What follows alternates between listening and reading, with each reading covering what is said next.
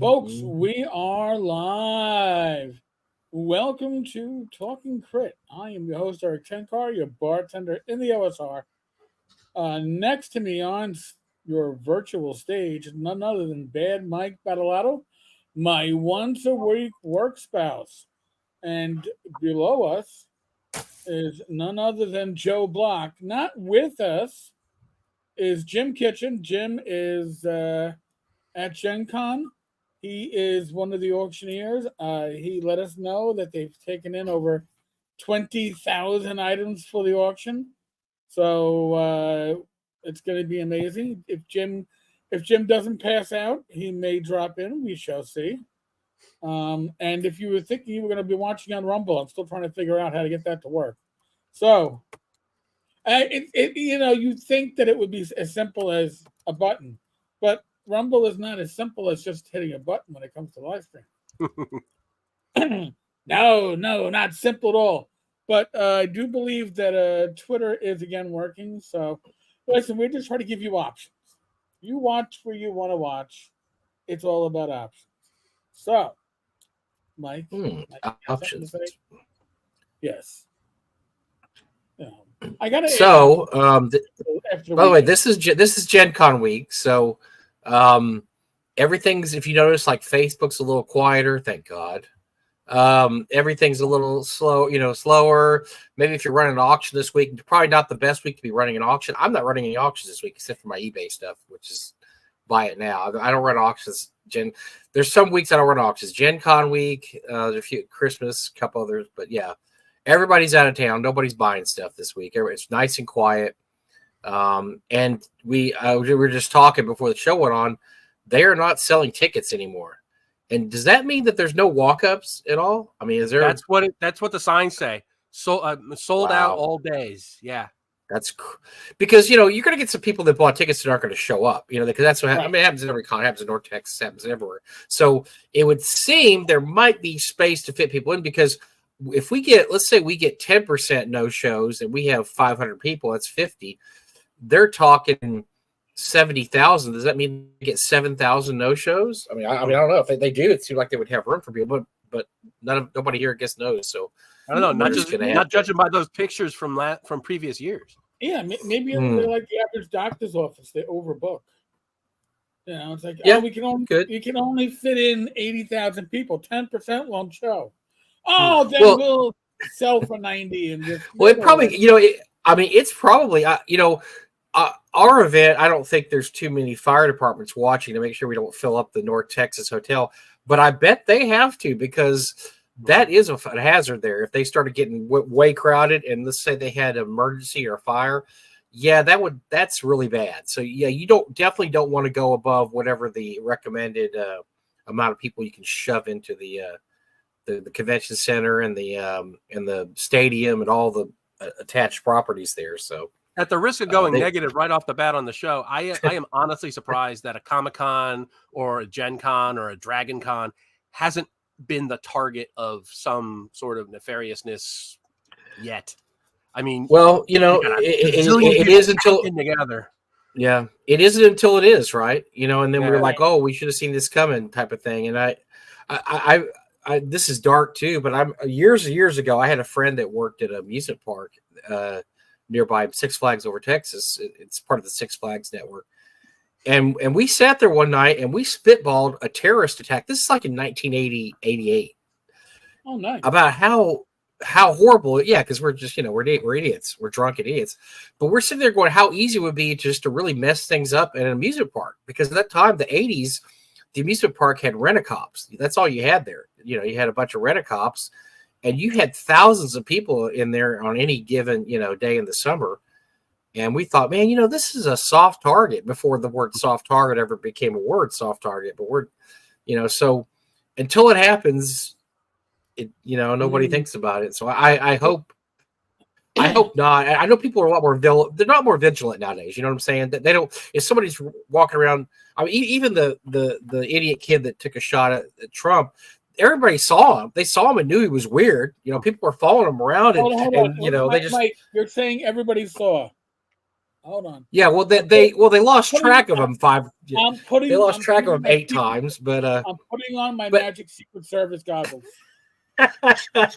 they knew. Okay, let's put it this way, Eric. They knew it was there. They just kept losing track of them because I don't know what they were doing. So even then, they were kind of like, hey, something's up with this kid, and so I would hope that something like that was going to happen, that people would notice. Hell, you talk about rent-a-cops. It used to be that at conventions, horror conventions like Chiller and stuff here in New Jersey in the 90s, they used to bring in the local Star Trek clubs to do security. Interesting. I was doing security for like cons, and my the only qualification I had was I had a security uniform. Oh boy. And that was it. Boy, they were safe there, Joe. Man, they were real safe. Oh my God. They would literally bring in the Star Trek conventions to do security at cons because we had the gold uniforms. It was. Can you imagine Joe's 60-year-old ass kicking that shit out of somebody there because it's like, okay, it was in the 90s. I'm a security man. I'm a ass. Thank you very much. I'm a gold. All right. Well, back then you're probably okay. I'm not a red. Back then you're probably fine. Yeah, a red damn shirt. it. I'm not a red shirt. So we're this week we're just going to talk about a bunch of stuff. We got Joe on the show. Joe's not really pimping anything, but we're going to talk to him anyway because we love to talk to Joe. And Joe's old school through and through and all the way through. And he just told me before the show that he's coming to North Texas again next year. So I'm really excited, and I think that means we can probably make you a special guest, Joe, and because you have cred, and so I am flattered. So we'll see what we can do about that. But yeah, you were talking about. Well, you were talking about what the games you were going to run for GaryCon, and one of them really piqued my interest because this is kind of a classic game that I'm sorry, SharkCon. Because you're going to SharkCon too in a month. It's only a month and a half away. That's not a month and a half. Yeah. Jeez, that means they're going to send Tom some stuff for the giveaway or the auction. And I need to finish painting some figures. So show us what you're painting there, and what are you doing at SharkCon? One of the games I've signed up to run is my own. It's a miniatures war game for the Battle of Emerity Meadows, which is the the battle that happened before the Temple of Elemental Evil module. And I've been painting a whole bunch of miniatures. Damn. These are 15 millimeter medievals. Mostly. Nice. Those are from Verbabank. I've got some Temple of Elemental Evil guys here, all obviously in the black, and I've got some Furiondi troops here. So it should be a grand old time. It's going to be a test of my new rules that are coming out for miniature war games that's compatible with AD&D, which I call Swords of Battle, like Swords of Wuja and Swords of Cthulhu, my other books. By the way, that sound you heard was my wife shutting her computer off right now, as we delve into esoteric D&D stuff like the Battle of Emerity Meadows. Like, whoa. She's still in Columbia, and so she's been watching the show, and I'll ask her if she saw the show, and she'll go, yeah, until that part I didn't understand that I turned it off. So I think Joe got her to tune out. Congratulations, Joe. That was awesome. Now we can tell real stories. Yeah, now we can get into the real stuff here. Well, that's actually really cool. I know so that used to be a big chainmail scenario. Whenever somebody run a chainmail game, they'd run Emery Metals. Now, Joe could probably back me up on this. Chainmail is an extraordinarily difficult game to run unless you really know your stuff. I've had people. You can't run it on the fly. You can't just say we're just going to run. You got to read it. And Swords and Spells is the same way. That was the little brown book that they did for mass battles. As part of I tried to run Swords and Spells when I was a kid. I was not experienced enough to run Swords and Spells like because you have to fill in a lot of space. My God, it is not easy to crack that nut. And chainmail's okay. It's not really my kind of thing because I don't like individual figures and the bigger scales. I'm much more into the smaller scales, and figures are on bases, and you just you've got a lot of things to move, but they're relatively manageable. That's why I like 15 millimeter. You can cover more space, right? I mean, 15 millimeter, obviously 25 millimeter, 15 millimeter. Yeah. You can have you can have more going on than you can with the 25 millimeter. Exactly, and they're easier to paint because they're more forgiving. I don't need to make each one a masterpiece when I've got 4 of them on a base, and they're only a half inch high. And the same thing, and that's why I like the 6mm stuff that I do too, which ogre and so forth. I can slapdash a half-ass paint job on it, and it looks great. Well, if you're going to drive down to Texas next year, maybe think about bringing that, because one thing we don't have enough of ever is miniature games. I'll be doing that, and I'm also planning. I don't know if it'll be ready for North Texas, but I'm also planning to do a Hateful Wars, not just a scenario, but a campaign where, you kind of like move large units on a map, and then that tells you what the battles look like, and, maybe make the whole weekend as a campaign and so forth. So like if you win this battle, then you have these, I've got a whole idea in my mind. I don't know if I'll be able to make it work by then, but I've already started to paint some figures and buy some terrain and stuff for it. Yeah. So I got all kinds of ideas in mind for that. And I will of course be running Castle Mad Archmage and probably a couple of the old school thing. Maybe I might even do Tomb of Horrors. That would be a blast. Oh, okay. Getting old school there. That's nice. So what do you do at SharkCon? You're running the Emerald Meadows. What else are you doing at SharkCon? I believe. What the hell am I doing at SharkCon? I'm going there as a vendor, and I think I'm just running the Emerald Meadows game on Friday night, and then I'm going to be vending all day Saturday. Okay. It's one thing I like about SharkCon. It's small. It's very intimate and manageable, and I don't have to have a full dance card. I can run a game and have a lot of fun with it, and not feel like. Look, I'd rather do 10 SharkCons than one Gen Con at this point in my life. I see the numbers at Gen Con. I see the pictures.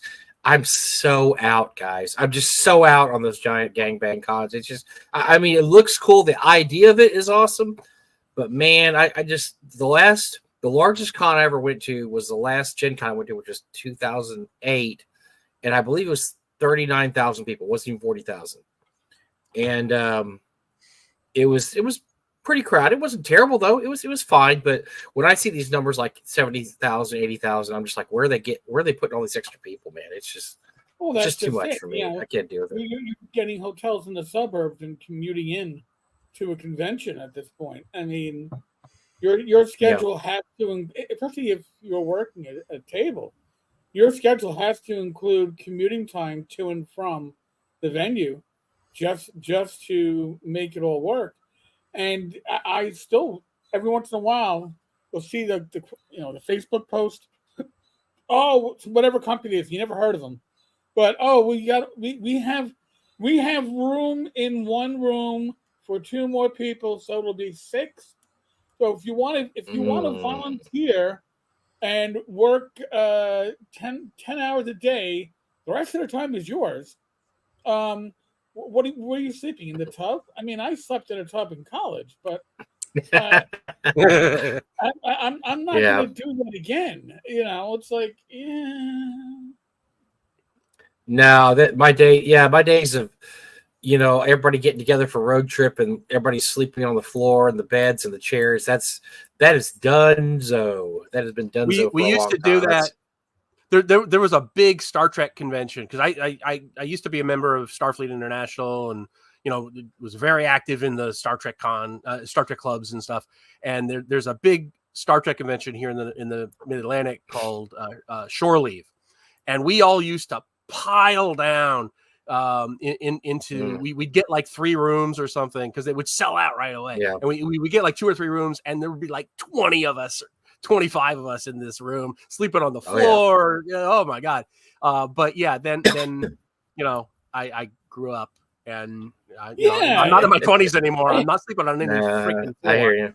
Yeah, I mean, my one Gen Con, which was like 94 in Milwaukee, I remember people sleeping in the hallway of the hotel we were in, and the hotel we were in there still required a 15-minute ride in a cab to get to the venue, the Mecca Center, and people were sleeping in the hotel hallways and the chairs, tucked up against the wall.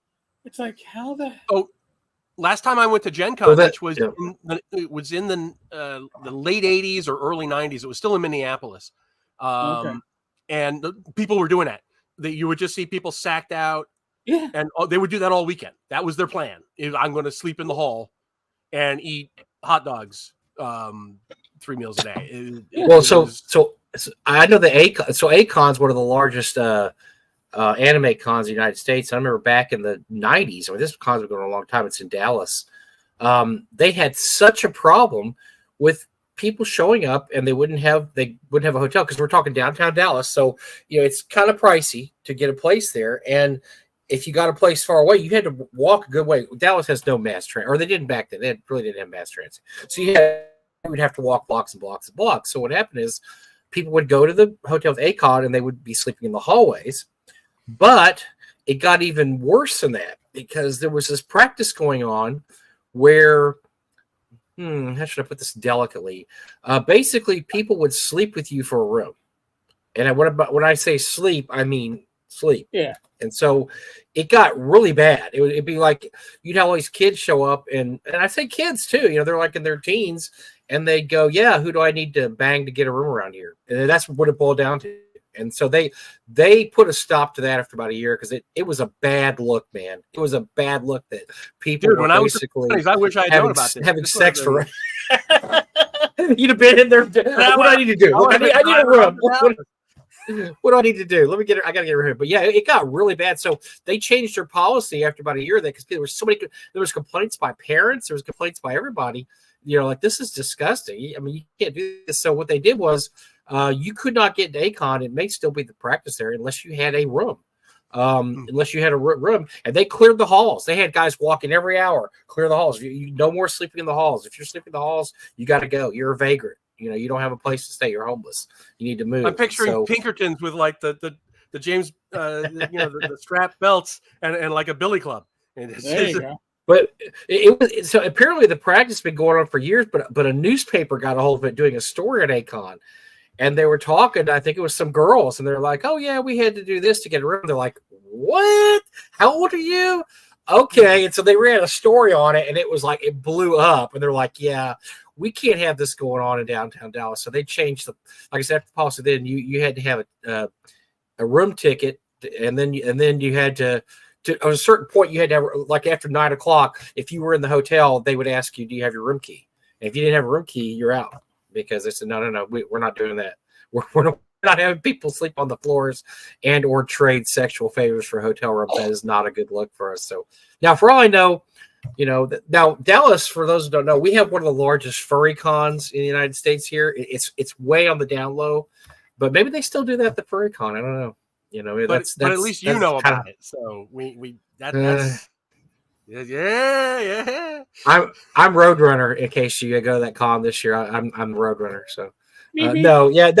So it's so under wraps that they ran a story about it in the local newspaper a few years ago. They would not give the name of the hotel. They asked that the name be redacted. Do not give the name of the hotel, and we will tell you stories about this con, but we can't let this out. And it's not even called a furry con. They have a fake name for it.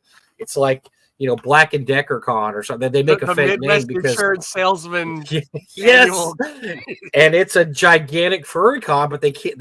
Those things have such a bad rap now that they don't want people to know what they're doing there, and so they just call it, like you said, the Midwestern Insurance Con. Wink, wink, and then everything is behind closed doors, so they don't. Everything's locked up there, so you don't see people walking around in Roadrunner costumes or whatever. In the lobby, or Bugs Bunny costumes. But yeah, they have to keep it under wraps because those guys have got a bad rap for some reason. I can't imagine in the last few years. Well, if you've seen there's a couple of documentaries out there, so just watch those. Some of the footage of which you refer. Mm-hmm.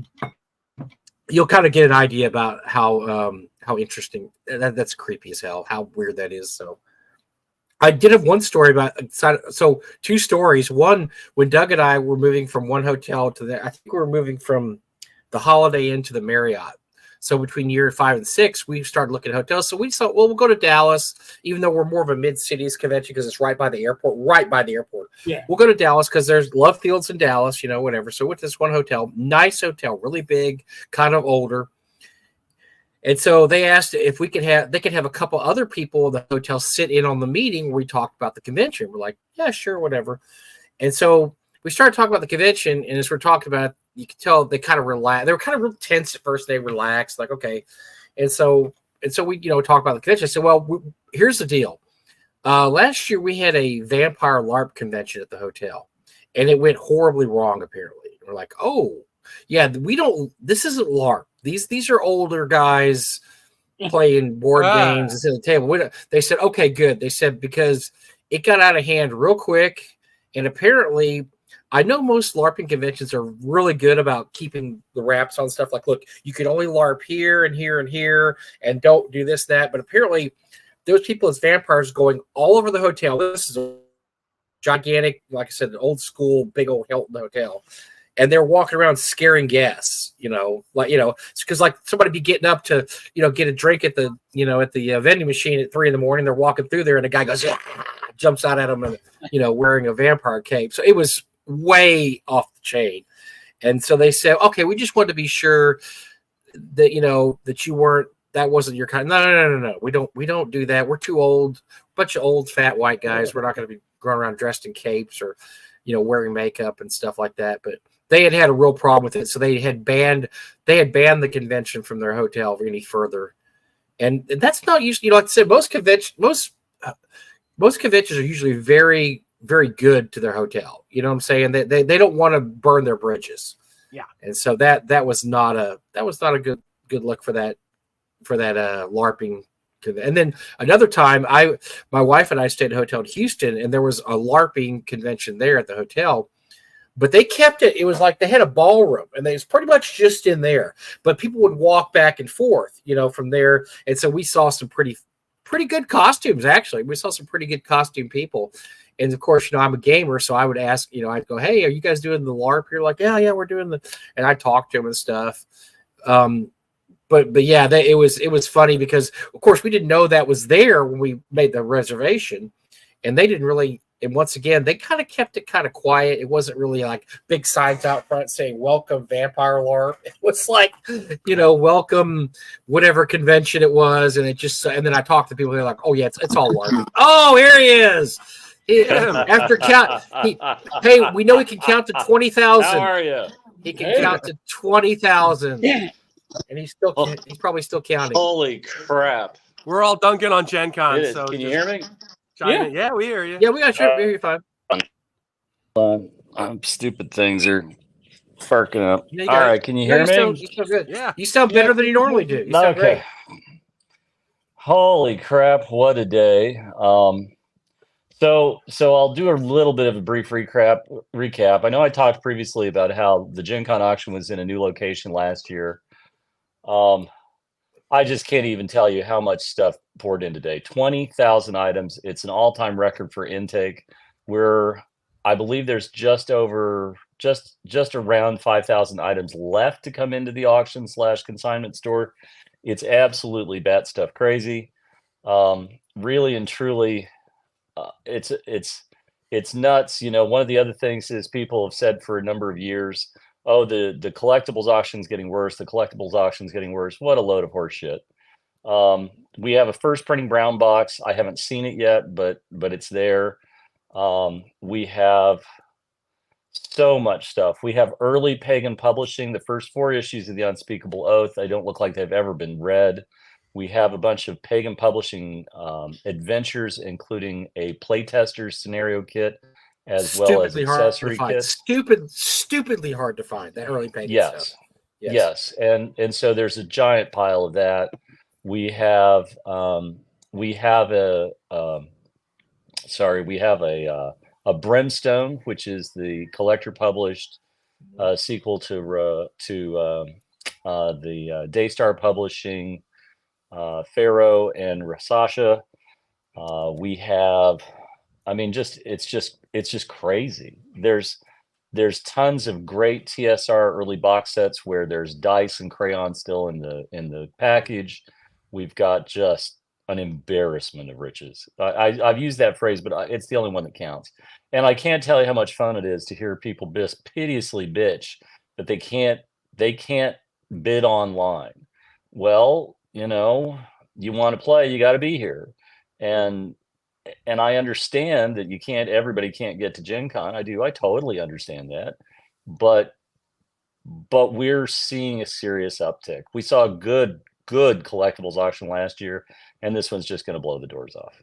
So, well, the online thing, Jim, people don't realize how difficult that is to do, to have a That's live and online auction at the same time.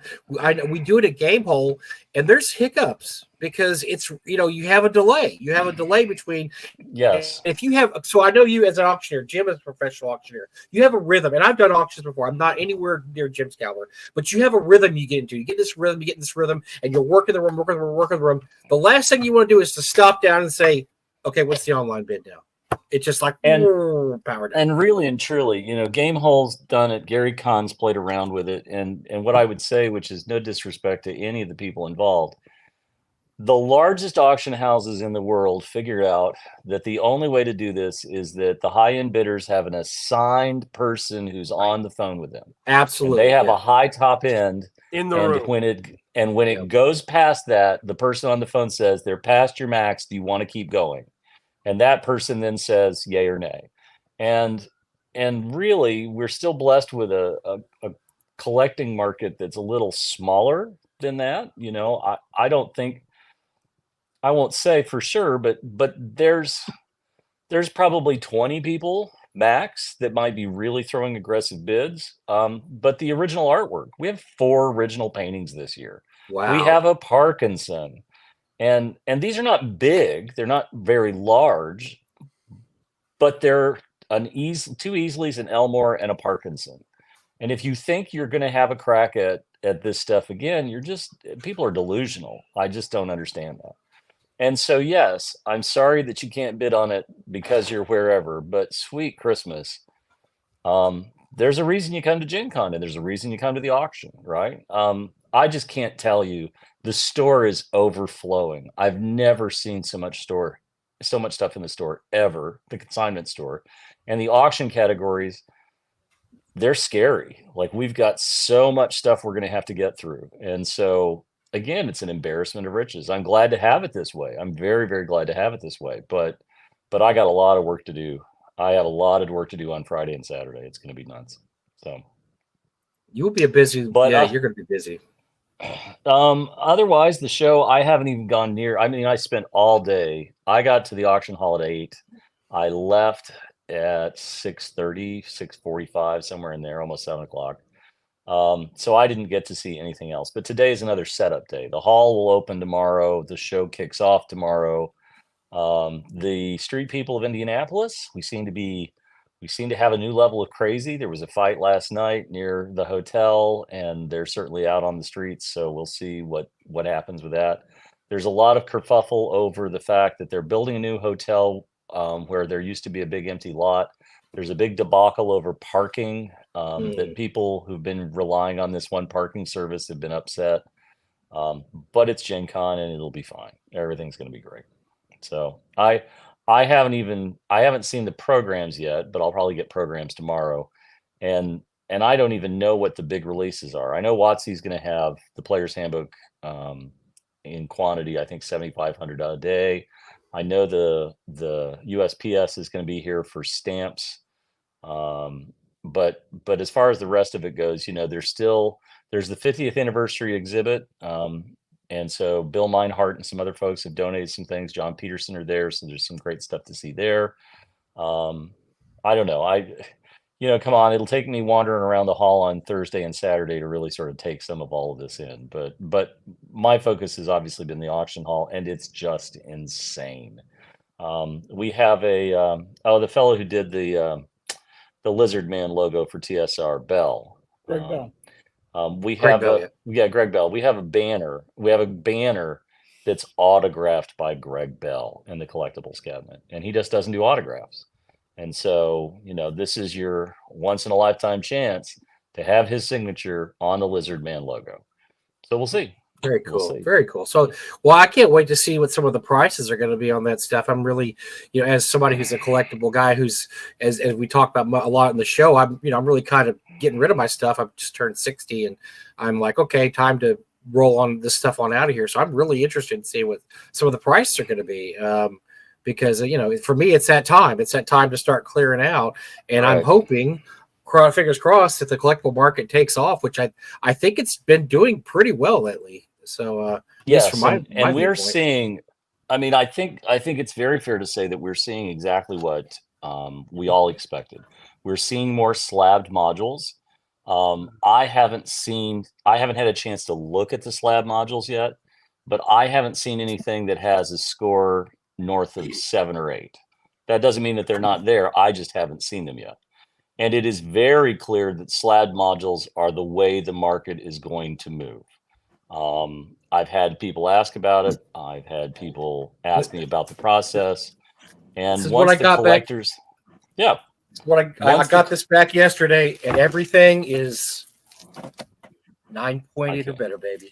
I'm ready Nice. to rock and roll this slab market. and I had a conversation today very briefly with a long-term As collector, and Joe's soul dies a little bit. Joe's soul died a Oh, little you're, bit. not, Right? you're killing me here. so I had a conversation with a long-term collector, and he made the point you indirectly made just now, Mike, which is there is. I have been saying for a long time, do you want to be the person in charge of paring down, or do you want somebody to do it after you're gone? And my point to him was, Absolutely, yeah. you could take your best stuff and get it graded, and then it's really easy to say this is a 9.8. It takes the subjectivity out of it. And I think we are going to see a lot more slabbed. We're going to see a lot more. In comic books, the thing that was the rage that started after COVID was the people who collect first appearances, right? And they have torn comic book shops apart looking for the best copy of this first appearance or that first appearance. And that was one of the things that really drove comic books over the last couple of years. And so we have a lot of people who have been collecting shrink, and we have a ton of shrink here this year. But what I think you are going to find is people are going to start chasing the high grades more than anything else. They're not going to settle for anything but a 9.6, 9.8 of B1 or a 9.8 of B2 or whatever.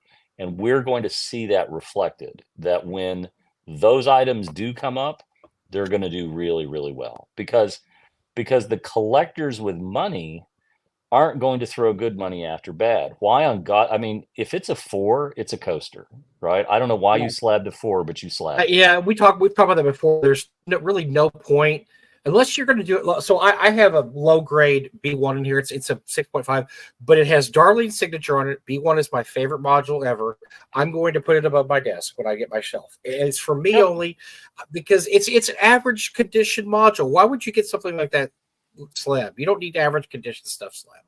And so I'm really shocked and surprised when I see people pay $200-300 for a 5.5, which, as we know, is pretty much just very much average condition.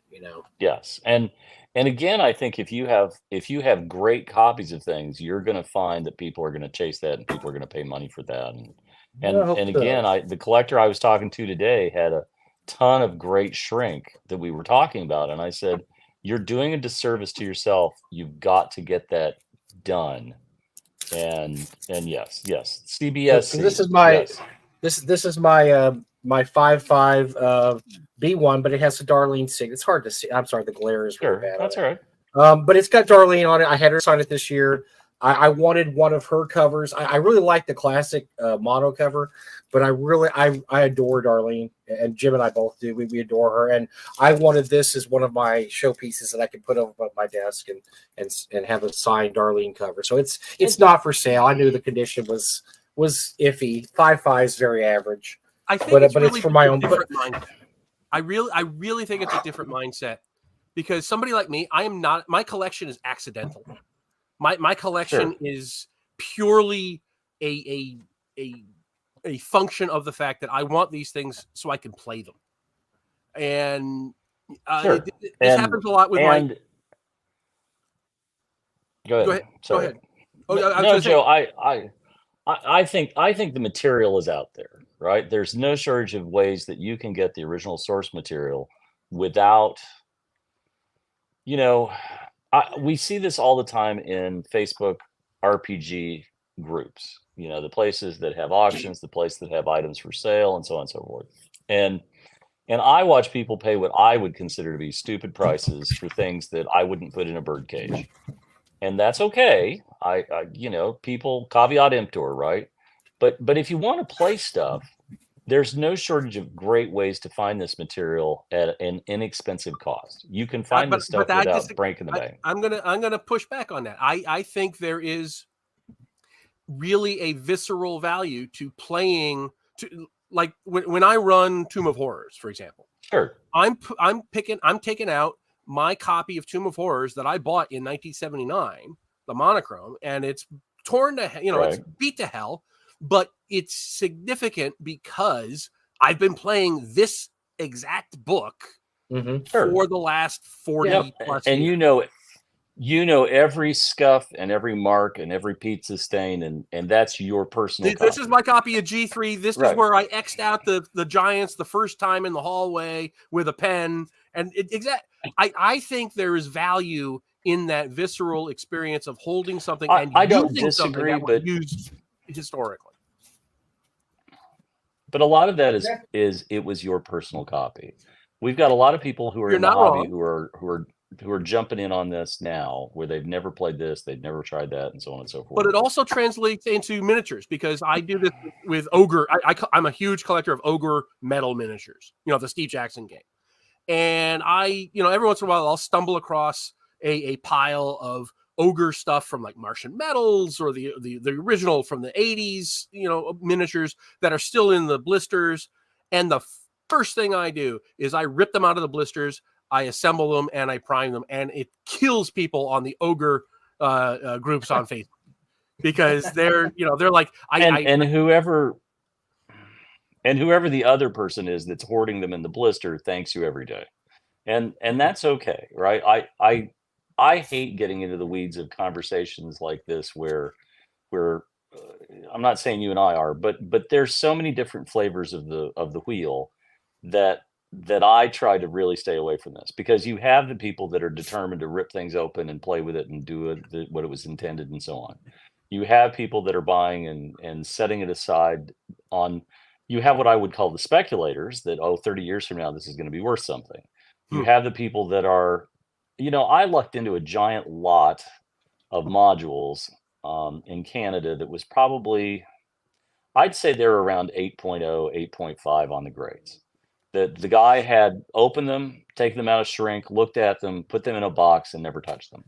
And so most of them are really, really, really nice. And they're nicer than I need. I have most of them. I have most every one of them, right? I don't need more copies of D1, D2, D3. I don't need more copies of whatever. But at some point, I'll let them go, and they can go to a better home, and people can be excited to own them, and so on and so forth. The things I covet, the things I hold really close are my original modules, my original player's handbook. I have my original player's handbook with me, which I use to get autographs. And everybody's different on that scale. Now, it's interesting, the stuff that's going in the cabinet. I listen to collectors talk about this, and I listen to what collectors get excited about. I had somebody ask me about something I won at the Gen Con auction years ago today, but they remembered I'm the guy who won it. And it's really, like, I'm happy to have that thing, and I love it, and I'm happy. But like, there's another dude out there that's never forgotten. And I don't know if I beat him in the auction. I don't know. But he's never going to let me forget that I still have that.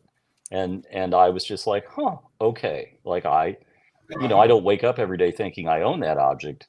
But there's somebody out there that the moment they saw me, they were like, that's the son of a bitch who still has it. I'm like, oh, okay. I think this is in terrible shape, but this is the B1 that I use when I run games. Actually, this is in pretty good shape. The one I used to run games, it's got pin underlined, it's got rooms filled in. I think I'm pretty sure I bought. I don't think this is one of the original ones I used. I think I bought it used, but it's got pencil marks. So I don't feel bad about using it at the table, right? Because it's already been It's your table copy. And it's a pretty cheap. Now, my original copy literally fell apart. Like each page was separate. I couldn't use it anymore. I wanted to use it. It just fell apart. And so I acquired this. It's got writing in it. But this is what I use to run stuff at the table. So I have no problem with just taking an average module and opening it up and using it. It's fun. It's cool. People see this and it's cool. And D1, because my copy of D1 is like that. Oh yeah, yes. I got one too. One page is hanging on by like an inch worth of edge still on the cover. Yes. On the my birthday present was the Holmes box set and a D1, and that D1 is falling apart, but I still have it. I still have it somewhere in a box, and I still pull it out every once in a while, and I go, I still have my first module, and that's kind of cool. And look, don't underestimate the fact that bringing these out and showing these to the table, this is cool for people because not everybody's our age, right? You have collectors in their 20s and 30s, right, and even their 40s, which that's 20 years younger than me, that haven't seen this stuff. That they literally haven't seen it because they were, they didn't start playing until the 80s, maybe the late 80s, maybe the 90s, maybe maybe the aughts. And so this is cool for them to see running a game at the table, or if Joe pulls out his beat up S1, they're like, wow, I've never actually seen one of those in person. I mean, I've seen it on pictures of it, but I've never actually seen it in person. It's very cool just to spread the hobby, so to speak. You're showing people there's a history that goes down the last 50 years. Show them the roots of the hobby. Help them understand that everything. If people who got B2 as their first module, then who went back and bought B1 were like, holy shit, I have to key this. What the hell, right? Why do I have to do all the work? Well, the whole point was you did the work and quit your bitching, right? I'm very interested, tomorrow when I get to the dealer hall, I'm going to have a look around and see what kind of level of, I'm so sad that Cthulhu is in the public domain because everywhere I look, I see Cthulhu. I'm sure I'll try not to be personally offended at that because I have a Cthulhu book in the brand. That's all right. I look forward to a lot of bad cosplay, right? I'm sure that I'll see stuff that I wish I had never seen. And in the end, it's Gen Con. Is it the first Gen Con I went to in '93? No. Is it the Gen Con that a lot of people went to Parkside or even the Playboy Club or Lake Geneva? No. Gen Con's a very different animal. And like our hobby, Gen Con reflects a lot of that, right? There's board games. My God, I can't even begin to tell you how many board games washed into the auction house tonight.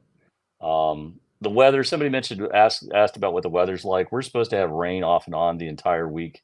And so at least, that should tamp down on some of the smell of men enjoying themselves. But it won't. Sorry. Jim, it has gotten better. It has gotten better in the last 10, 20 years. When I used to do my but there's still that funk, right? In the 90s. Oh, nothing like it. There's nothing like that. It's almost nostalgic. Oh, that miasma, and it sticks to you. It literally just sticks to you. That's the kind of stench that just hangs on to you, and you're just like, I can't get rid of this. I have to just go take a shower and change clothes because it's not going anywhere. You need some Axe body spray right now. Oh, Jesus, no. And it's interesting to me because one of the things I've commented on with a couple of friends of mine. So San Diego Comic-Con was last week, and on Monday, Super 7 decided to put the Earl Otis print, as well as 2 pens that they had at San Diego Comic-Con, as well as their exclusive, the SDCC exclusive of the figures from the basic set that they've made. Like there's a glow-in-the-dark version, the Sorceress, and so on. And so I think this is a great example of great product, wrong venue. If Super 7 had been smart, they wouldn't have taken it to Comic-Con. They would have brought it to Gen Con. Absolutely. And they would have sold all of that out in a day. Yep. But they didn't. They took it to the wrong venue. Then they slapped it up on the website. And then there was a mad scramble on Monday as people tried to grab the Otis print and didn't even know about the other stuff. And so I didn't get any of it. Yeah, it pissed me off. Right. But I believe that they actually shot the poster from the original painting. And if that's the case, right, this is the finest reproduction of that Earl Otis cover I think we've had access to. Which Earl Otis cover is it? It's the basic set. It's the Molde basic set. And then I don't know if they'll do an expert poster or not. where the wizard's looking at the planter and can see the heroes from the basic set. It's great how they all like they nest each other, like the ones looking at the other. Yeah. Yes, they're great stuff. But again, when I get into the hall, I'm sure I'll have stuff to talk about. I'll take notes about stuff I'm seeing. Again, we're blessed with an embarrassment of riches. We live in a golden age of RPGs. We live in, if you don't want to play D&D, there's no shortage of vendors selling old stuff. There's no shortage of great alternatives to D&D. Chaosium is a major sponsor, and so Call of Cthulhu continues to just keep plugging on. We have a ton of Call of Cthulhu at the auction house.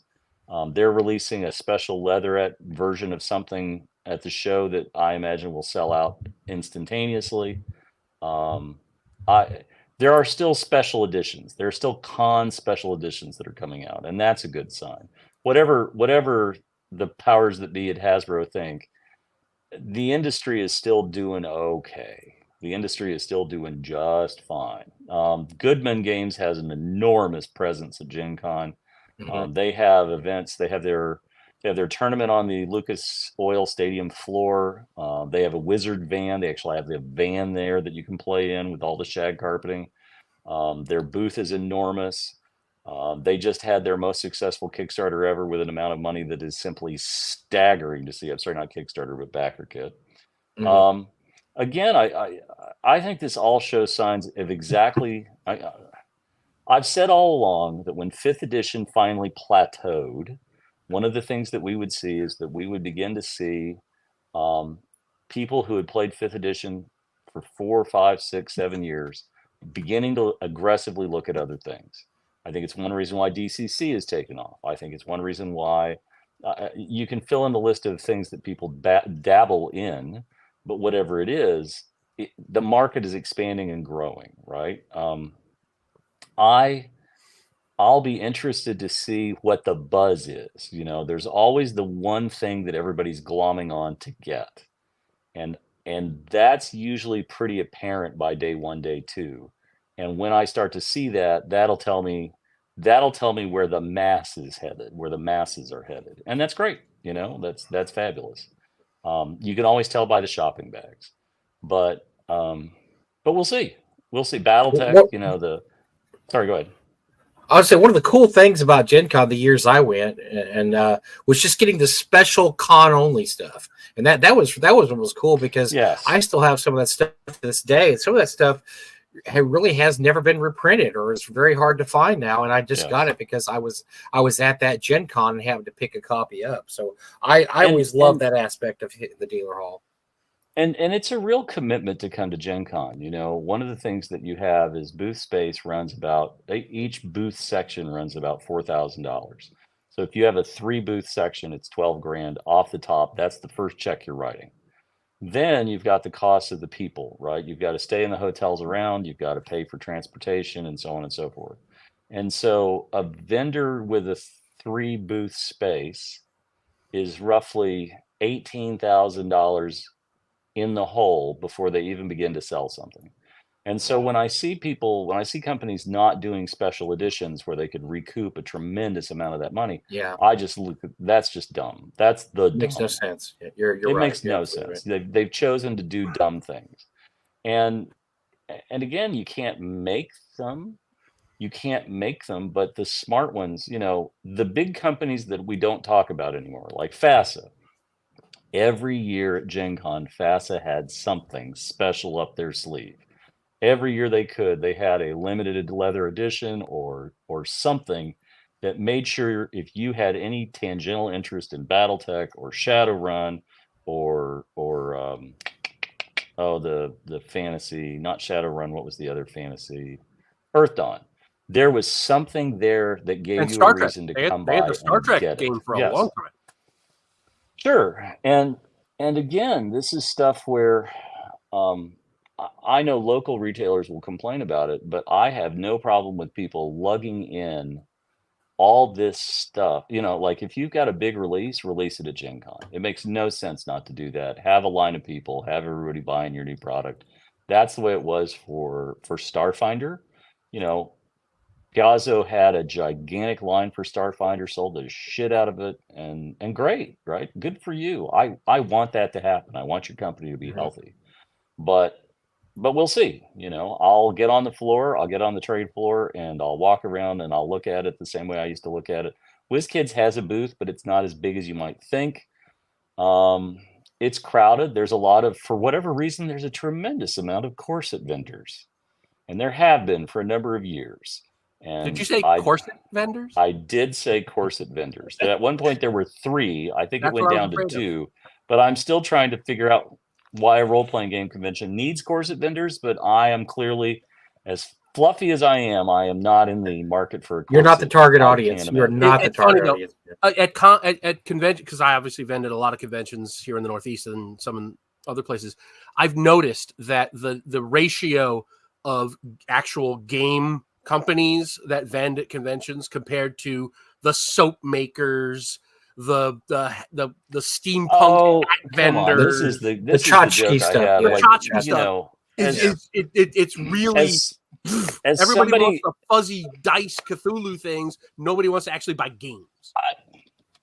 I have been to my more than fair share of military antique / gun shows, and the thing that just kills me are the people who. There's always the table with the AMSOIL guy who's trying to clean out the 18 cases he's got in his garage. There's always the woman that has candy or homemade, mittens or whatever. There's always this stuff that has nothing to do with what the show is about. And Gen Con is the same way. Gen Con has vendors that their tangential connection to the hobby is exactly that. It's just this tiny little thread of connection.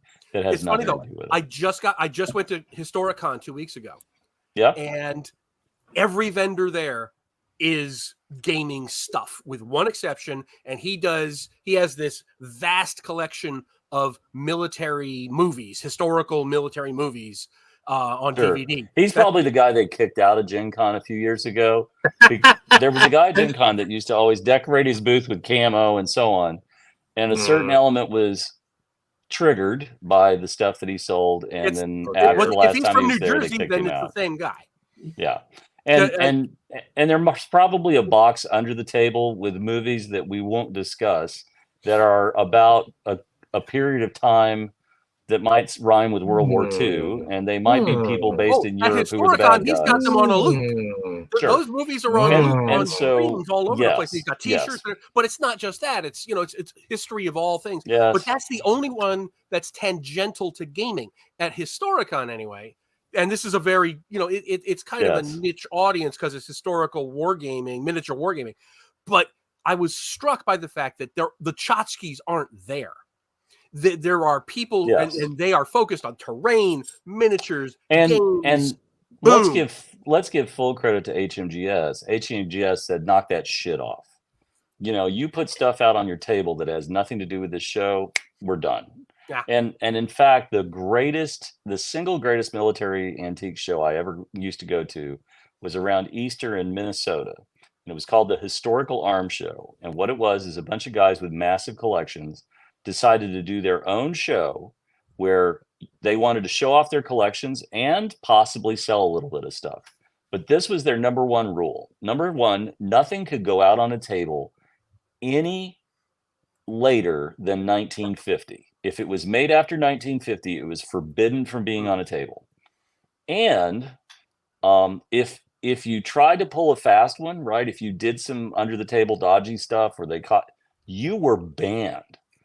I don't mean they kicked you out of the show for a year. They banned you for life. And this immediately turned this show into exactly what you wanted it to be. The first place, it was the first place I ever saw one of the World War II sniper with the giant infrared night vision setup, where it had an enormous night vision illuminator on it. And the guy had a price tag of $10,000 on it the first year I saw it. The second year in a row, he didn't sell it, and he had a price of like $14,000 or $16,000, and he didn't sell it. And the next year, he had a price of $20,000 or $24,000, and he sold it. It's And like the thrush gun from Man from U.N.C.L.E. Yeah, I know that. Yes, I know the one, exactly. And so he had not only the full kit, he had the boxes, the crates, all of it that went with it. He had somehow come across this from somewhere. He knew what he had, he knew what it was worth, and he refused to dicker around on the price. And every year he would show up with it, you would just be like, my God, I've never seen this outside of a book. And then he brought it. And while I was at the show, he was packing it up because he had sold it to the guy who had seen it a couple of years and just decided, I can't live without it. Gen Con's never going to be that way. You know, we don't have representation here from like Troll Lord. Troll Lord abandoned Gen Con a long time ago. But WotC. there are small publishers. There are small publishers here. There's directly related RPG publishers. Some of the greatest stores we love, Games Plus, Chimera Hobby Shop. They have booths here. Well, James Raggy's there. Lamentations. He just set up there. He just posted, so he's there. Yes, and he's had an arduous journey. If you follow him on Facebook, he's had an arduous journey to get here.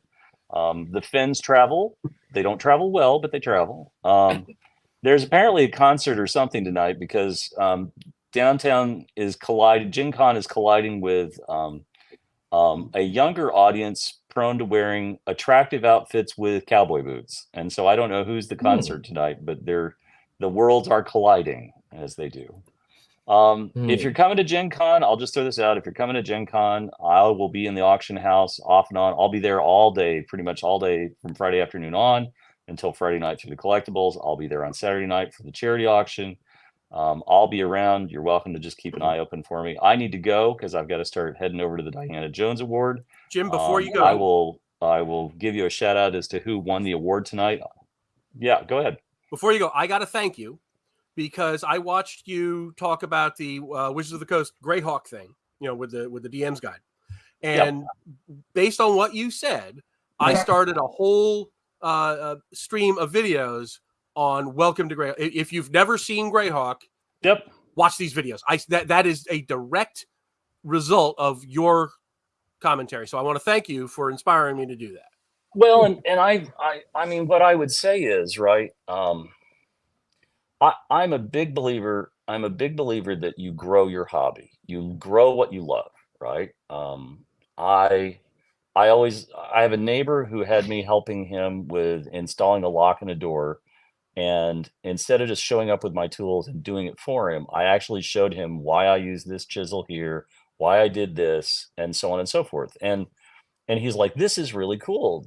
How much do chisels run? I was like, they're inexpensive for what you're looking for, and blah, blah, blah, blah, blah. Same with Warhammer 40,000. I've given away more Space Marine miniatures to kids than I know what to do with. I've given away copies of the rule books for free. You have to grow what you love. Kid.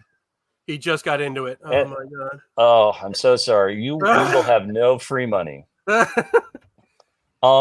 what I would say about that, right, is I think it would be very interesting when you come back the next time. I think it would be very interesting to hear the kind of views you're getting on the videos. Like, is there one that's being watched more than others?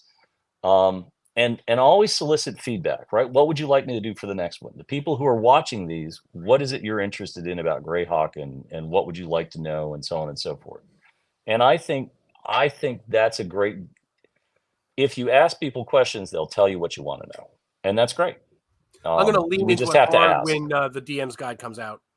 Yeah. Honestly. Oh, I think that's what it's for. It's for those people. That's why I set that up. But I want to thank you for inspiring me to make that. No, I'm glad, right? Like I think again, we all have the things that we love to play. Some of them are in print, some of them aren't.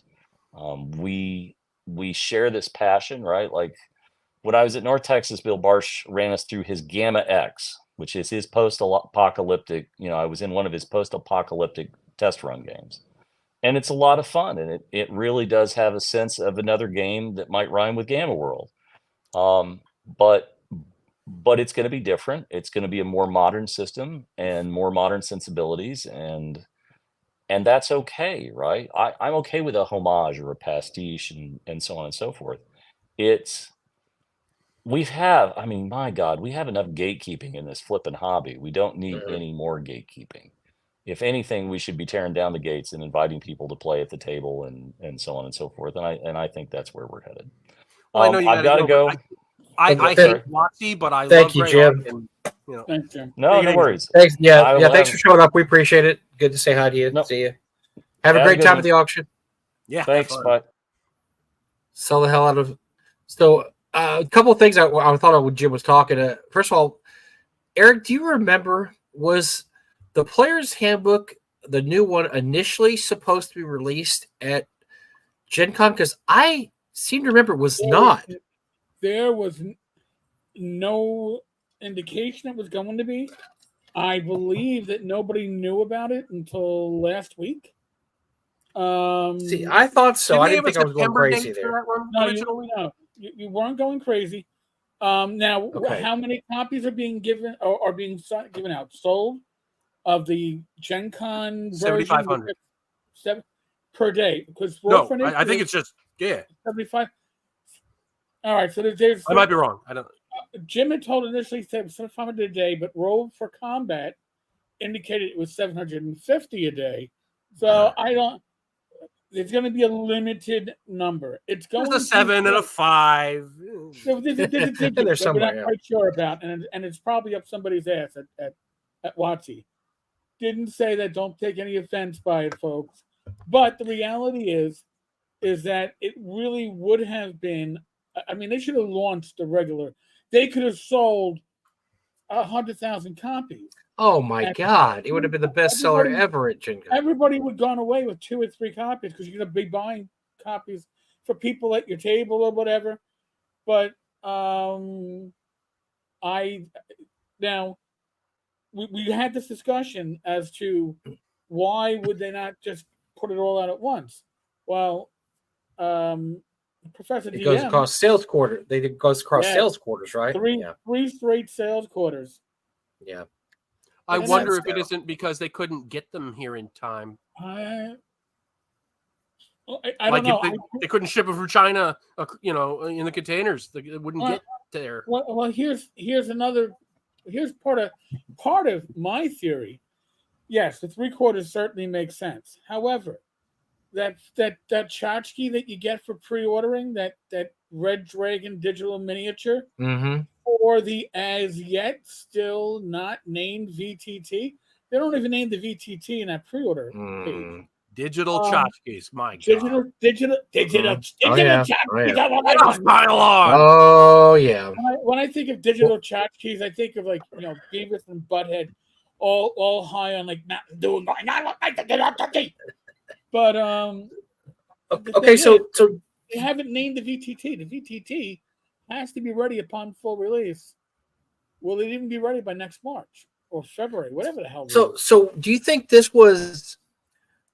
I hate to say this when I talk about WotC in the same sentence. Is this smarter mind prevailing and saying no? We have to have a Gen Con release, or was this always planned? They just didn't say anything. I'm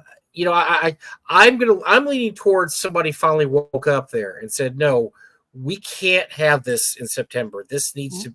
This has remember, to they weren't be. going to be. They at haven't the been at convention. Gen Con for years. This was a relatively last minute Yeah. thing, and coordinating convention appearances, which for them are booked a year in advance, with a production cycle of printing from China. Yeah, but Joe, they knew this was going to be the 50th anniversary. They were going to be here this year, because it was the They 50th fucked up anniversary. the 50th anniversary. Sorry for your monetization. I know, but they knew they were going to be at Gen Con this year. There was no way that WotC was not going to show up at Gen Con this year. I mean, they were going to be here no matter what. Right, but which is why I say I don't know maybe they air freighted over 7,500 copies so they could have something, because they're Okay. losing money if they do that. That's what I'm saying. But I don't think that was the original plan. So because It might not they're have been the just original plan, but no, because they're doing idiotic stuff for the last since fall of 2022. But I just wonder if that means keep going back. Well, it just means if that means that they have realized that this is something we have to do. Did somebody bring that to their attention? Was this the plan all along? They just didn't want to say anything. I mean, I don't know. I just want to know you guys' opinion on that, because it seems to me that my opinion is that they finally woke up and said, we've got to have something for sale at the convention. This is crazy. Well, it seems like they fired everybody who would actually care. Or would actually know. Somebody. Yeah.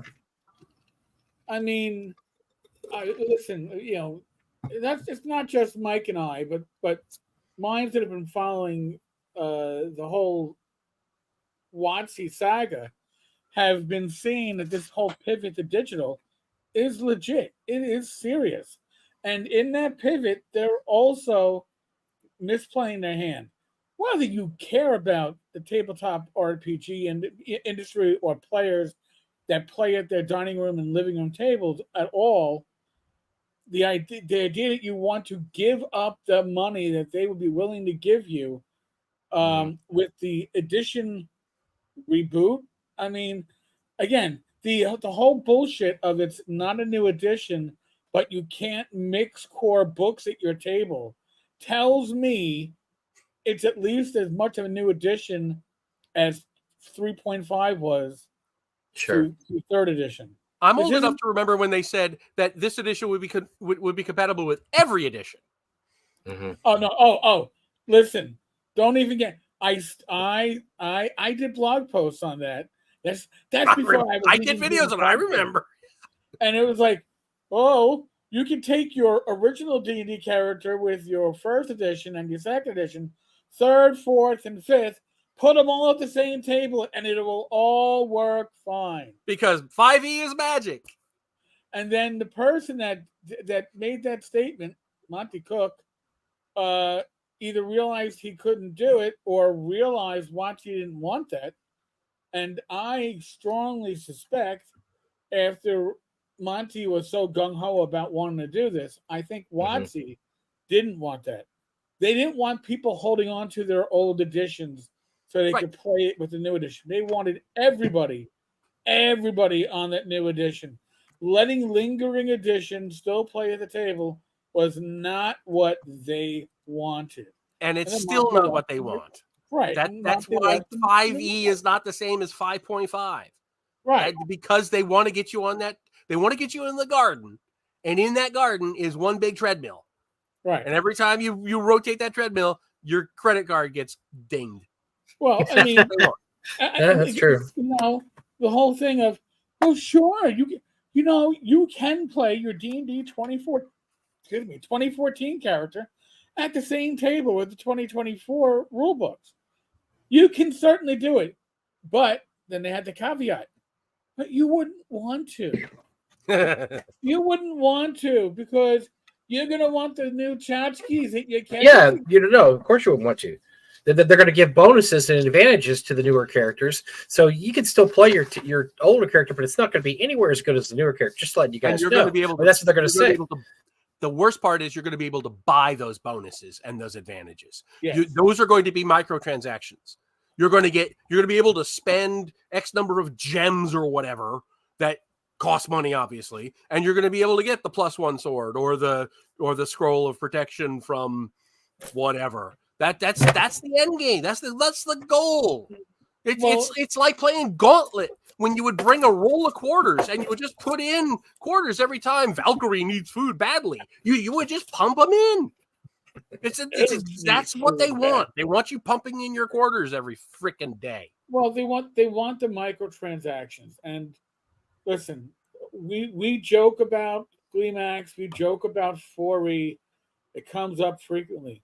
But again, why was 4E the abject failure that it was? Because it wasn't designed to support tabletop RPG play. It was designed to support a VTT complete with microtransactions. That was their goal. If you wanted 10 orcs for that combat and you don't have 10 orcs in your inventory, you'll pay 25 cents an orc, even though it's the exact same fucking file and miniature, but you need to buy each one as if it was a physical miniature to put it on your table. That was the game plan for 4th edition. And when the VTT crashed and burned, so did 4E. Right. 4E was doomed before it started. There was one other issue, too, with 4E, and that was the fact that I'm sorry, I lost my train of thought there because Joe's passion has ignited something in me also. I was going to say, although it was because they wouldn't let any third-party publishers publish. The OGL was not in for 4E, And so you had to buy in to get the OGL, which meant all these third-party publishers, Frog God Games, or at the time, Necromancer Games put out no product. They put out no product for 4E. Right. A lot of these third-party people put no product out for 4E except for DCC because they didn't want to pay the fees. And so they went from having this plethora of stuff being released for 3.0, 3.5 to this tiny little trickle. And that's when Paizo took their shot and said, "Hey, we'll grab that." As I recall, the GSL, the game system license, that was it. Yeah. Was initially a $5,000 buy-in, and one of the few companies that bought in was Goodman Games. I was going through a pile of random shite in my closet, literally the other day, because Rach was like, "Why is your gaming stuff in the easily accessible part of the closet when we need toilet paper and tissue paper there? Shove your shit to the side." And I pulled out an issue of Level Up magazine from Goodman Games, stuff that I never used, but I bought because hey, it supports D&D. Well, no, it supported 4E, whatever. But that taught Goodman a lesson not to be tethered to somebody else's IP. Now, when they couldn't sell licenses at $5,000, they finally lowered the license to $500. But at that time, it was already a done deal. 4E was withering on the vine. Because Pathfinder came in. Yeah, Pathfinder came in. Yeah. So look at the story from Necromancer. So Necromancer Games was started by Clark Peterson and Bill Webb in 2000 to publish 3E stuff. And they published a lot of their old modules because, they were running adventures back in the 70s and 80s, like stuff like Rapid Athic. They published that under the OGL for 3E. Now, Bill, so a dirty secret here, Bill never knew how to play 3E. He's never run 3E, doesn't play 3E, whatever. But this is a way to publish their old modules because Bill still does old school. He does all this stuff old school. He never played 3E. And I don't even know if Clark did that much either. So they published their stuff, for 3E. They published it for 3.5. And then when 4.0 came out and they asked if we wanted to buy a license, they looked at it, and they said, we're going to wait a while to see what happens because they knew they had some spies, so to speak, in Paizo that were like, hey, we're going to do this Pathfinder thing. And like, wait a second, we have all this stuff in the Grapevine for 3E. We can just switch to Pathfinder very easily. And so they just skipped 4E. They absolutely just skipped it and said, nope, we're not going to do any 4E stuff. So they had, up to that point, were one of the major publishers for 3.5. And they didn't publish anything for 4E. Then they became a huge publisher of Pathfinder. Pathfinder made Necromancer Games a ton of money because they were one of the first people that went all in on Pathfinder. They said this because they had the material. They already had the material. They already had all the 3.0 and 3.5 stuff that had been written. And so they, what was the big giant Slumbering Czar? They already had Slumbering Czar. Slumbering Czar was already written for 3E. So, okay, well, we're just going to publish it for Pathfinder. And then Slumbering Czar was one of their huge sellers in the early days in the Necromancer. And so all these publishers did the same thing. They all just skipped 4E. They're like, oh, we're not going to pay the $5,000, fee. And I know that Goodman has never publicly said anything about the Switch, but I feel he has to regret the fact he bought a license for 4E. But maybe not, because that led him indirectly to creating DCC, which has been a huge success for him. Right. So maybe it all worked out in the end for him, because that's when he realized I can't be tethered to somebody else's IP. And a lot of people, by the way, have realized that. They've realized that, especially when this OGL stuff came down, all the people that were tethered to the OGL sort of said, maybe this isn't the best thing. Maybe I need to have my own system, or maybe I need to find another system, or maybe I need to go Creative Commons. It might end up in the long run being a good thing for the hobby that this happened, that they threatened to take away the OGL. Because somebody who publishes Greyhawk stuff, I feel attacked here. No. I mean, but seriously, But Joe, the thing about what's great now is there exists so many means now to pivot. If you have to pivot, because I know, from once again, a company I know, Frog God Games, when the OGL was about to be taken away, we had plans. We had plans. We're like, okay, well, if this happens, we're going to do this, this, and this. And one of them was go all in on Tales of the Valiant, because Tales of the Valiant was just something that came up with, well, actually it was called Black Flag, which is better. It's a better name. Black Flag at first, they were gonna publish a quick start Black Flag edition at the time. And like, hey, if you want to start playing right away, here's Black Flag, which is basically was going to be their Creative Commons version of 5e. And with all the stuff with the backtracking, then Wolfgang was able to slow pedal Black Flag and then change the name to Tales of the Valiant, a worse name than Black Flag. And now, of course, Tales of the Valiant, I think, is supposed to come. Is it already out? No, it's not out yet. It's going to be out next year. The PDF's out. I'm sorry. Whenever I hear Black Flag, I think of the King's X song. I can't think of it. Exactly. But it's cool. I always thought that was a cool name. And, here's the thing, too, and not many folks talk about this, but Wolfgang was working on Black Flag the summer before the OGL hit. Now, it could be that, Wolfgang has his finger on the pulse. It could be that Wolfgang knows people at WotC. He does. But he was preparing himself, his company, for life after 5e. Because it's certainly his bread and butter.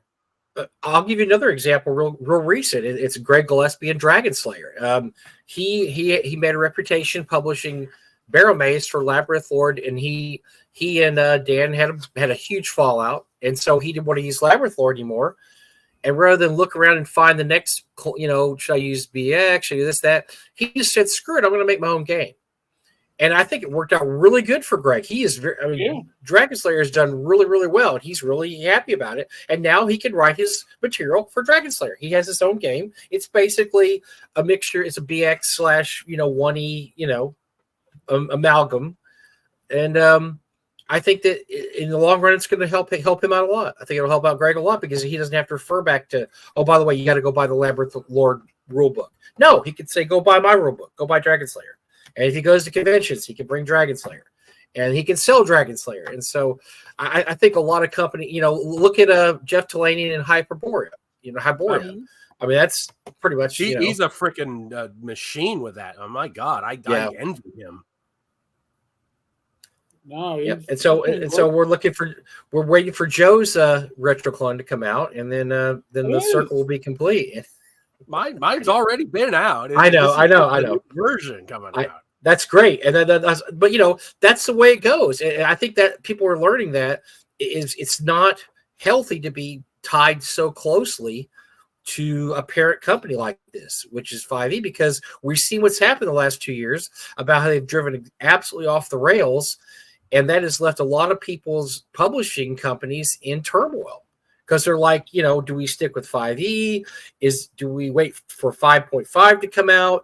Do we go completely a different direction? I mean, what do we do? And I think that's led to a lot of turmoil in the industry. At least Eric and I have seen it in the back, the back rooms and the backstage. We've seen this turmoil the last 2 years with a lot of companies that just don't know what they're going to do. They just don't know. Think about it, because a lot of the small publishers, and I speak as one myself, they are invested in publishing for tabletop role-playing games.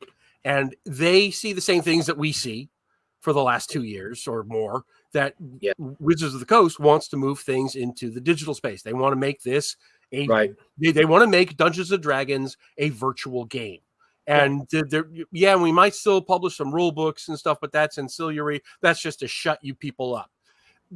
But the rest of us who publish for Dungeons and Dragons, I have zero interest in writing stuff for some VTT code and having to pay for digital models and crap like that. That is not what I am what I'm in this for. And I know most of the other publishers, the third-party publishers for D&D, are not in it to make VTT. I'm not a programmer. This is not why I do this. I do this to make books that you put on a table, even if it's the table, even if it's on a PDF. Okay, fine. But this represents a sea change in the way that the game is delivered to the players, where you can't just do it at a table if you want to play it the way that WotC wants you to play it. you're going to have to play, you're going to have their orcs as little virtual minis, and you're going to pay for their dice and all that crap. And that is a complete upturning of the apple cart in terms of third-party publishers who don't know any of this. We're Right. not. This is not what our area of expertise, such as it is. Disadvantage. No, it puts you at a disadvantage. Absolutely puts you at a disadvantage. But I think that's part of the. I think they wanted that, right? Why would they not want that? That is precisely because they want to knock a whole bunch of pieces off the board. Absolutely. And let them. I don't care. Let them have that space. I want the tabletop space. I don't care about the virtual space. If I won the lottery tomorrow, I would go to WotC and say, let me buy the rights, first edition AD&D and the World of Greyhawk, and I will give you the rights to do virtual games. Let me have the tabletop rights, and you can have the rest of the digital crap, and I'll take the rest, because that is not a space in which I choose to compete, because I don't like it personally. Right. But here's the thing too, and people, I don't hear this part of the argument come up often enough. But the pivot to digital, they played their hands as to why they are doing this when they revised the 2014 books. And they revised them digitally on D&D Beyond to rephrase that orcs are no longer evil, and to change things like words like slavery and savage and everything race. Else. Mm-hmm.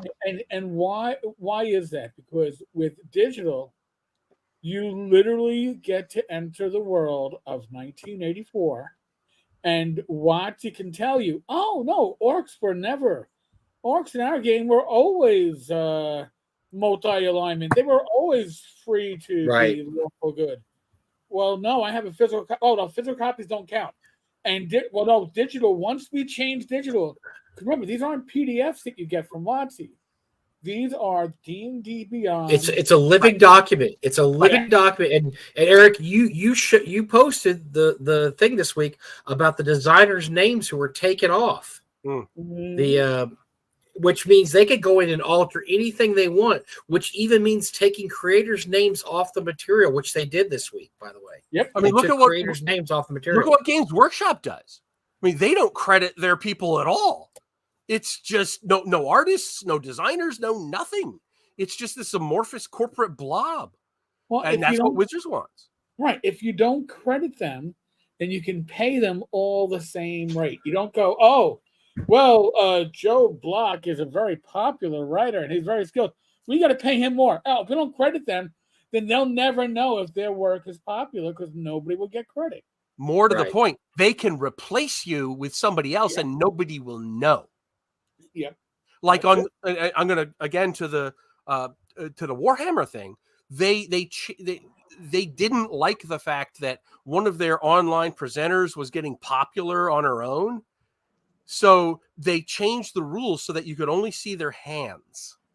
Oh, nice. You couldn't see their faces on screen. The videos were just the hands, because that way, if they wanted to, they could swap you out and put somebody else in, and nobody would know the difference.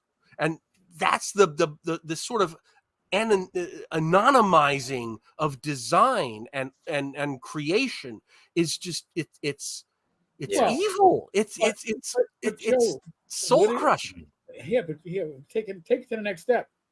Why is it important? And I think I know the answer to this. But why is it important to remove the names and identifiers of creatives from these different creations? Why is it important?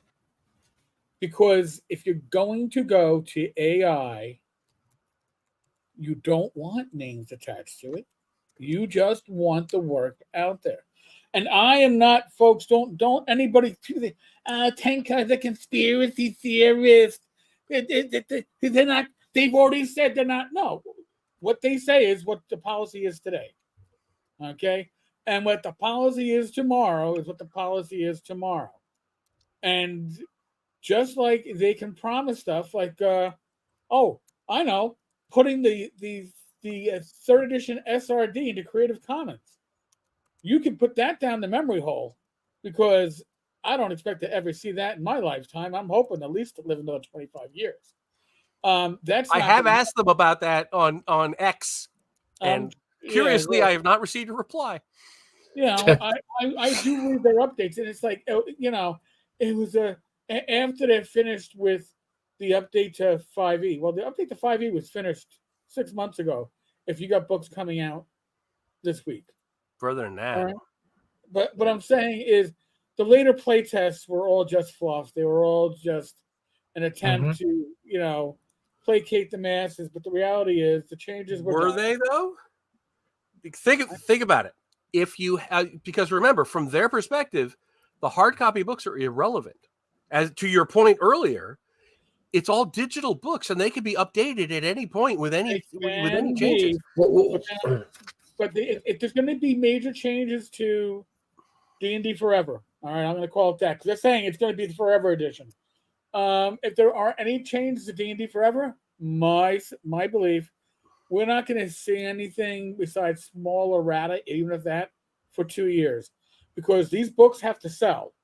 And once the physical books have sold out their first printing, then it's time to rewrite. I don't think they want to have the door. Yeah. I don't think so. I'm going to disagree with you. I don't think they care about the physical books.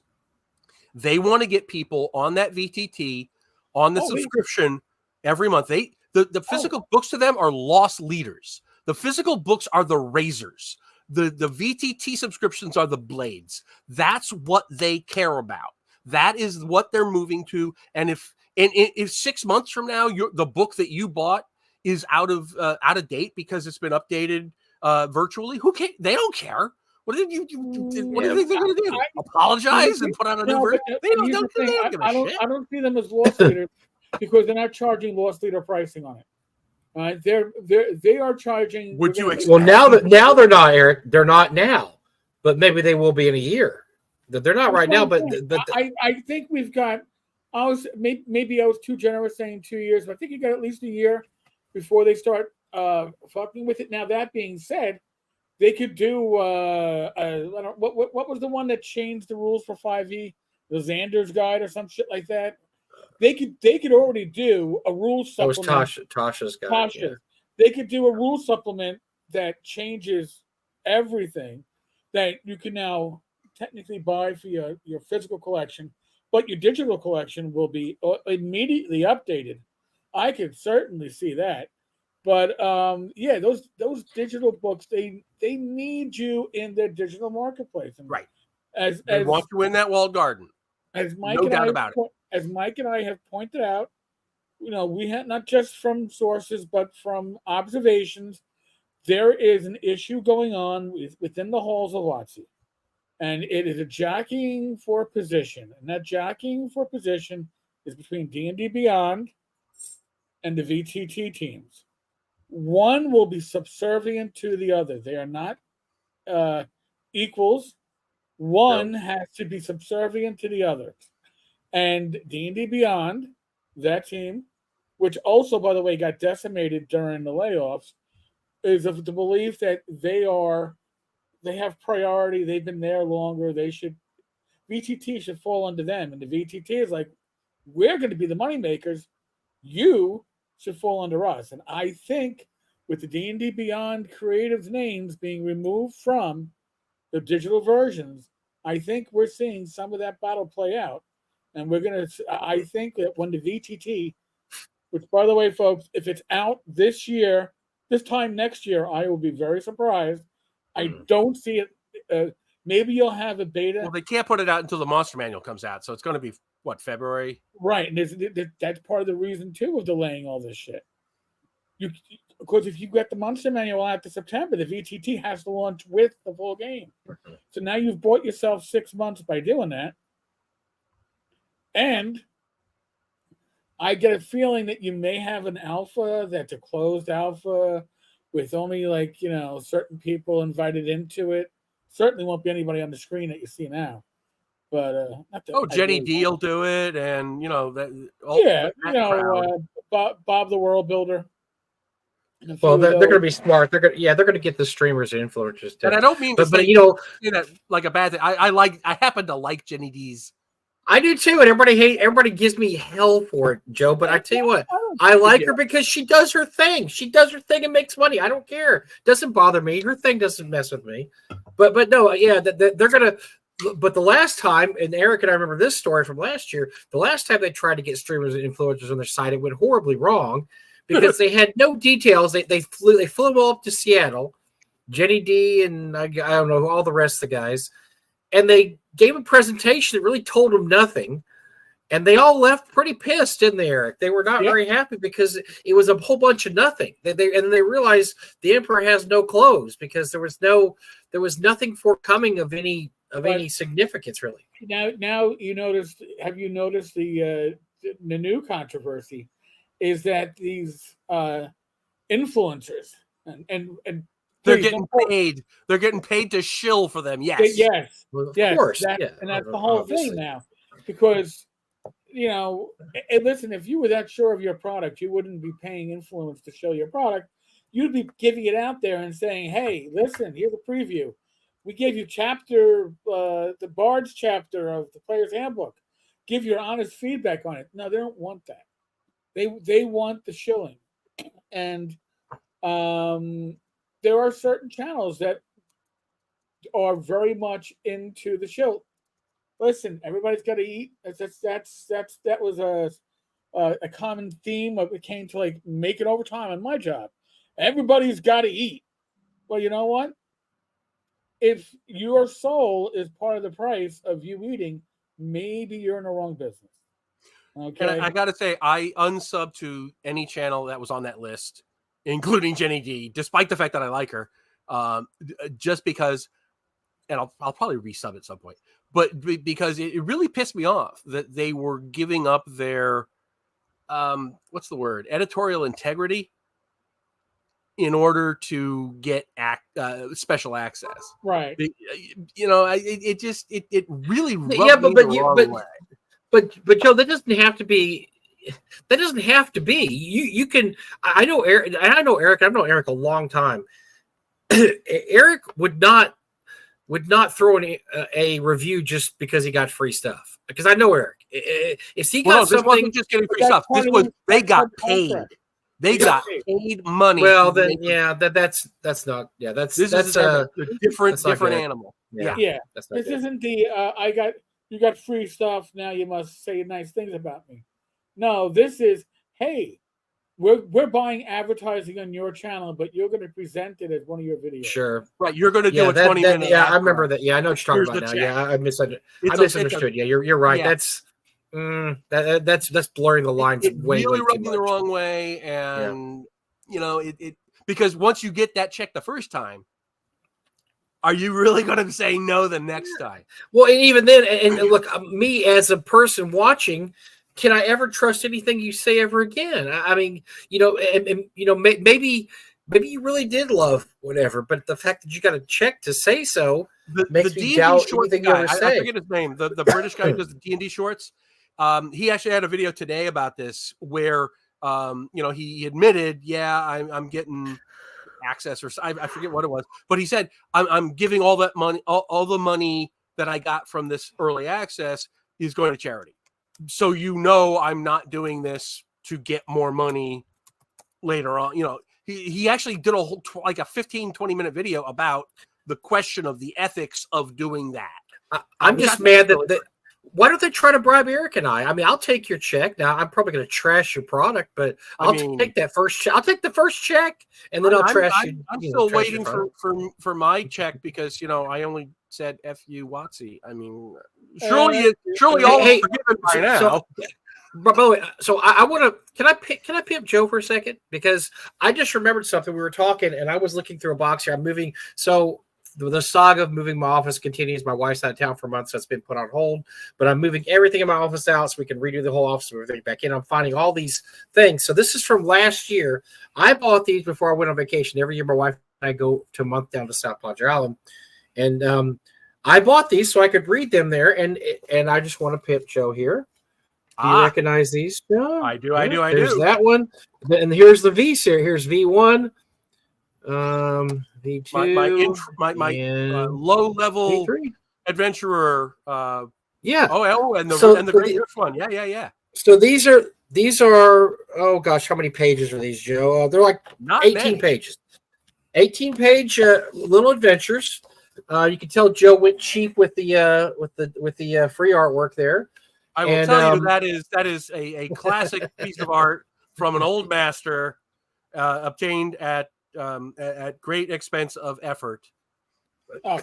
So, but these are all. So if you want something that you could run a one session of, I just brought just something to read, so I had them printed out, drive through print, and sent it to me before I left my trip. I had an enjoyable time reading these. They're very short. They're really short. This one's kind of the Hamlet of Volage is kind of a Village of Hamlet kind of take off, and then it gives you a little setting. But there's also the name adventure. again slowly, and you'll see where Yeah. the inspiration came. And then there's a small adventure in here too, but it just gives you a little setting for maybe a low level type adventure.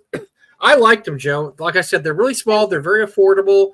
I don't know if there was any more in the series. I just didn't get them. If I just got these 4, I don't remember. There's an R3, and there's a there's an R2 and an R3, and there's a V3. Okay. As well. I didn't get. Yeah, I got V1, 2, and 3 and R1, so I didn't. Yeah, get the whole series. the R series has 3. Yeah. There's also a P series, which is pirates, because there aren't enough nautical themed adventures. There are not, and so I need to look for that. Well, maybe this year when I go, I'll get those. But anyway, I highly recommend them. I don't know how much they were, $5. I mean, they weren't very much. Yeah, maybe they more than that. Yeah, and they're great little tiny adventures. If you just want a one shot they're low level one shot adventures. So yeah, the check V series are low level adventures. The R series are a little higher because you're going in the Underdark. Yeah, you're right. Into the Great Rift. Yes, you're right. I forgot about that. That is a little higher level. But yeah, if you want something old school, because Joe is old school and cheap and easy and to run, and boom, there you.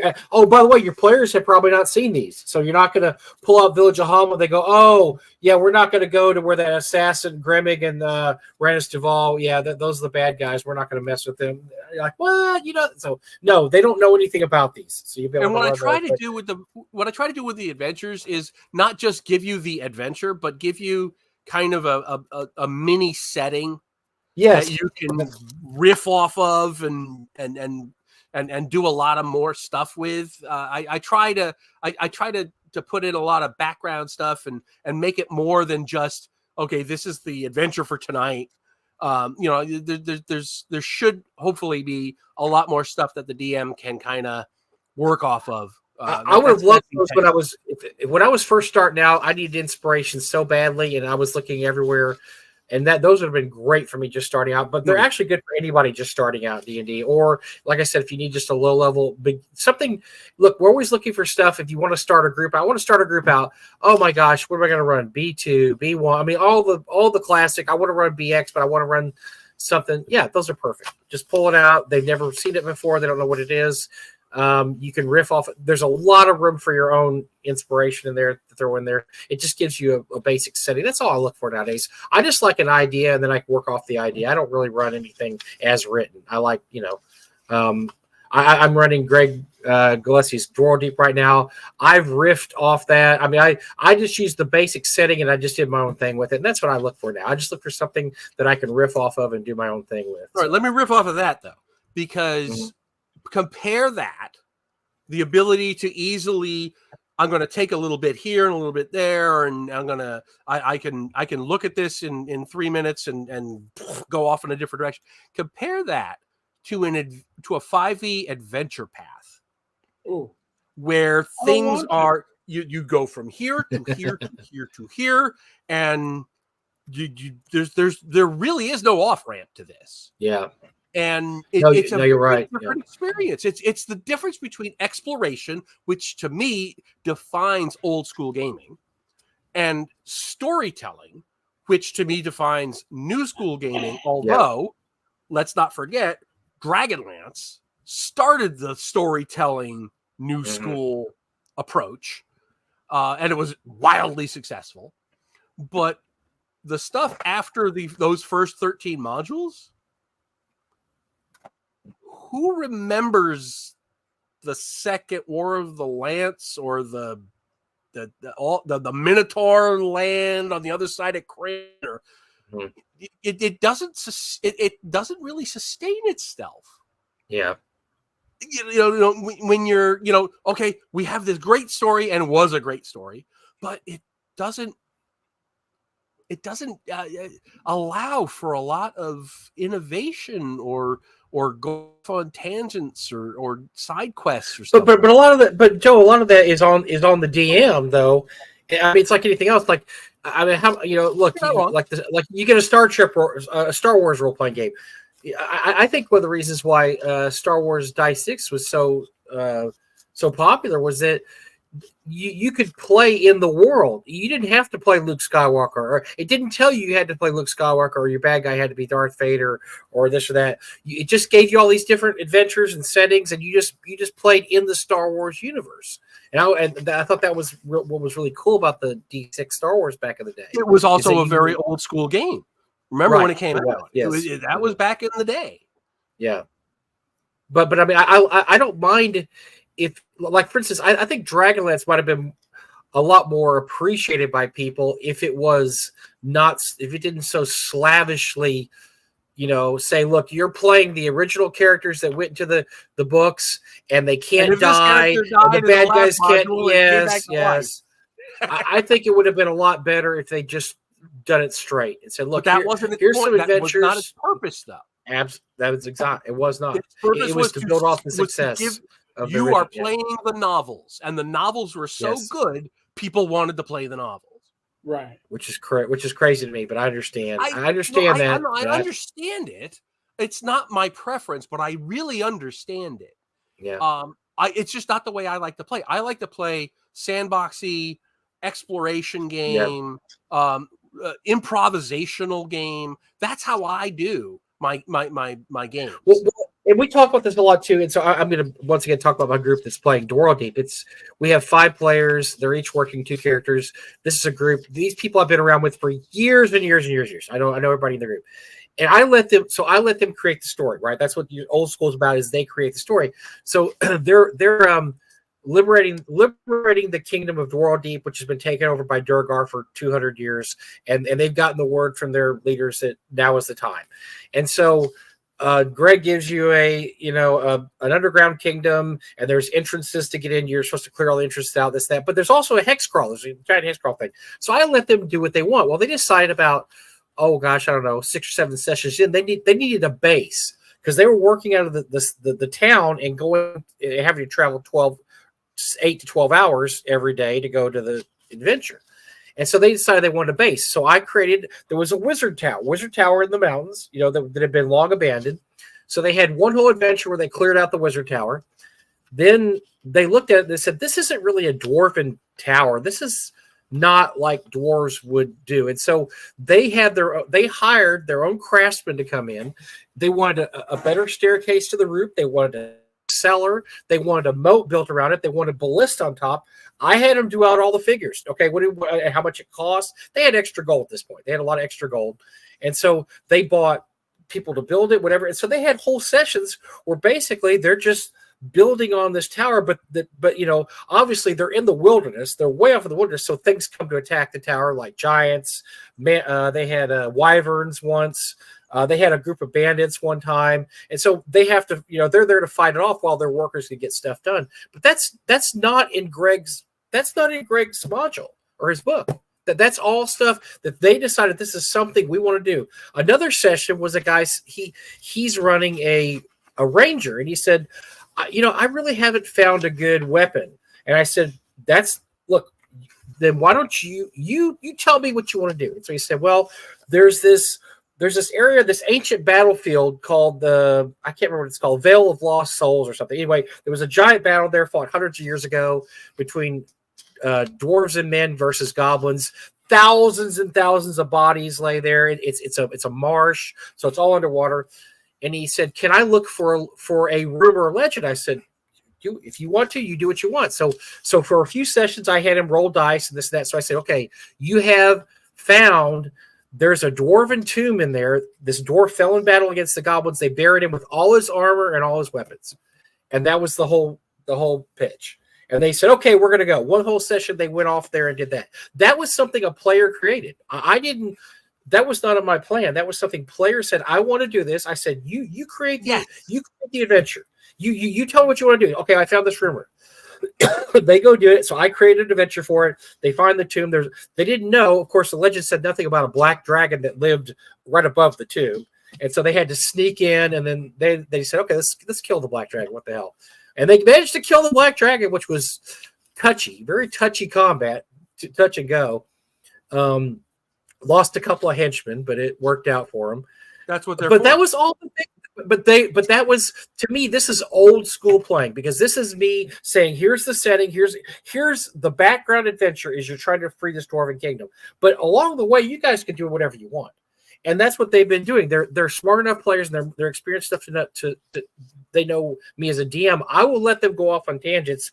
Just explain to me what you want to do, and I'll create an adventure for it. And that's what they've done a lot of the time. That's the kind of stuff I like. That's the stuff that's hard to replicate.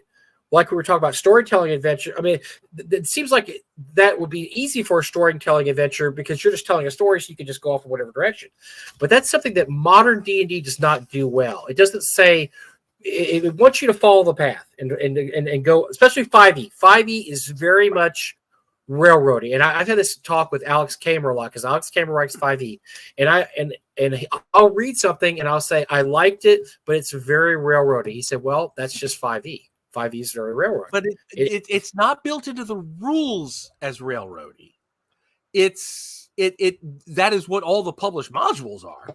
Whether they're from WotC or third parties, almost all. There are exceptions. I mean, I have a 5e version of Castleman Archmage, and that's certainly not railroady. But I would argue that it's not built into the rules that it has to be your storytelling, and here's the plot, and boom, off you go. I think that's just what the modern aesthetic is. And I would say that if you, by some miracle, if the new 5.5 was actually a D&D first edition, the modules and adventures that were written for it would end up exactly the same railroady way, because that's what players today are used to. They're used to a story. They're used to seeing Critical Role, and this is the story that we're going to tell. Okay. And, no, that makes sense, Joe. Yeah. Critical Role is a big part of. I forgot about Critical Role when you said that. That's absolutely true, because how many people play D&D because they watch Critical Role and then they're angry the DM's not Matt Mercer and running this giant incredible Mercer story. Effect is a whole different. Yeah, we could have a whole. But I'm just saying it's the same thing. It's because they're used to, look, you didn't create this great, awesome story for us. No, you're supposed to create the story. I'm just here. I'm an impartial dungeon master. You create the story and I'll bring it to you. You as I like to say, the story is emergent from the decisions of the players. Correct. Absolutely. But but there are games for which they do require that you are playing a story, and not D&D, but there are other games with aptly named storytelling games. This is the story, and part of the game is the players influence the story. That's a thing, right? But it's not really built into the 5e. You can play 5. You can play 5e as an exploration game. You can play it as a sandbox. I personally don't think it scales well for a long-term campaign, because once you go past a year or so, your characters are so hideously overpowered. It's difficult to really maintain tension. But that's different than it requires that the game has to have a plot. Eric, what was that module we read, the high level one that was really awful about Vecna? The one we all read and did a show about. The new one. The new one, yeah. Well, Skeeter, it was me and Eric and Skeeter, and did Jim? I don't know if Jim did or not. We all made ourselves read it. And it was just, it was so fucking awful, Joe. Anyway, it was. I'm waiting to find a used one that it was the railroad game. It was the railroad of all railroads, because they even had it in there where you went up a level every session, because we're not going to bother with experience points. You just go up a level every session. And honestly, because I don't it have was a problem with that either. and this is going to happen, and this is going to happen, this is going to happen, this is going to happen, and this is going to happen. It was basically like your characters are puppets, and you're running along the storyline. There was no innovation. You're playing the game the designers wrote the way the designers wanted you to play the game. You're not doing anything you want to do. And that to me was the antithesis of old school gaming. And I read that and I was just like, oh my God, this thing's terrible. And we've been warned it was terrible by people who had previewed it, who had play tested it, previewed it. It was going to be really bad. And it was really absolutely. Eve of Ruin. That's it. The Eve of Ruin. Yeah. I'm waiting for somebody to it's awful. so I can buy it. It's so awful, Joe. It's so awful. Because it's exactly the antithesis of everything we've talked about here. It is you're going to do this, this, and this, and go here, here, and here.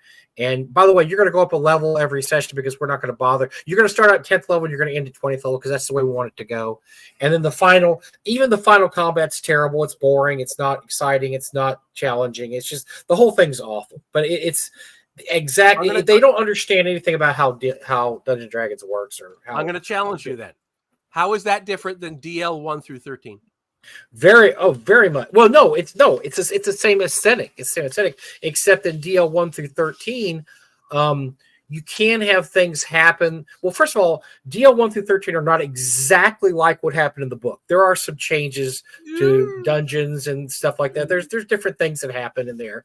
Like there's one whole session that in the book they just say, okay, well, we went here and this happened, and then you're here where they actually have a module for it. Yeah, but the plot speed. I mean, when you're done with DL1, you need to be set up for DL2, and when you're done with DL2, you need to be set up for DL3. There's variation within. But no, there's a lot of difference. Okay, like I'll give you an example, Joe. I used the modules in the DL series in my own world. I just changed everything. I just want a dragon lair. So I need a dragon lair. Well, look, DL1's a black dragon lair. So it doesn't happen on Kryn. It just has. You can't do that with Eve of Ruin or something like that. It is here and it's going to happen this way. You can't pull parts of it out. It wouldn't make sense. None of the parts you pull out make sense. And that's the one thing about DL. Every DL module you could use individually as a module when you want to fight a dragon. There's one with a red dragon. There's one with a white dragon. Here's one with a blue dragon. You can just pull it out. But I did use a lot of those modules and just rewrite them. I loved them at the time, but we get it. I'm not saying they're good modules.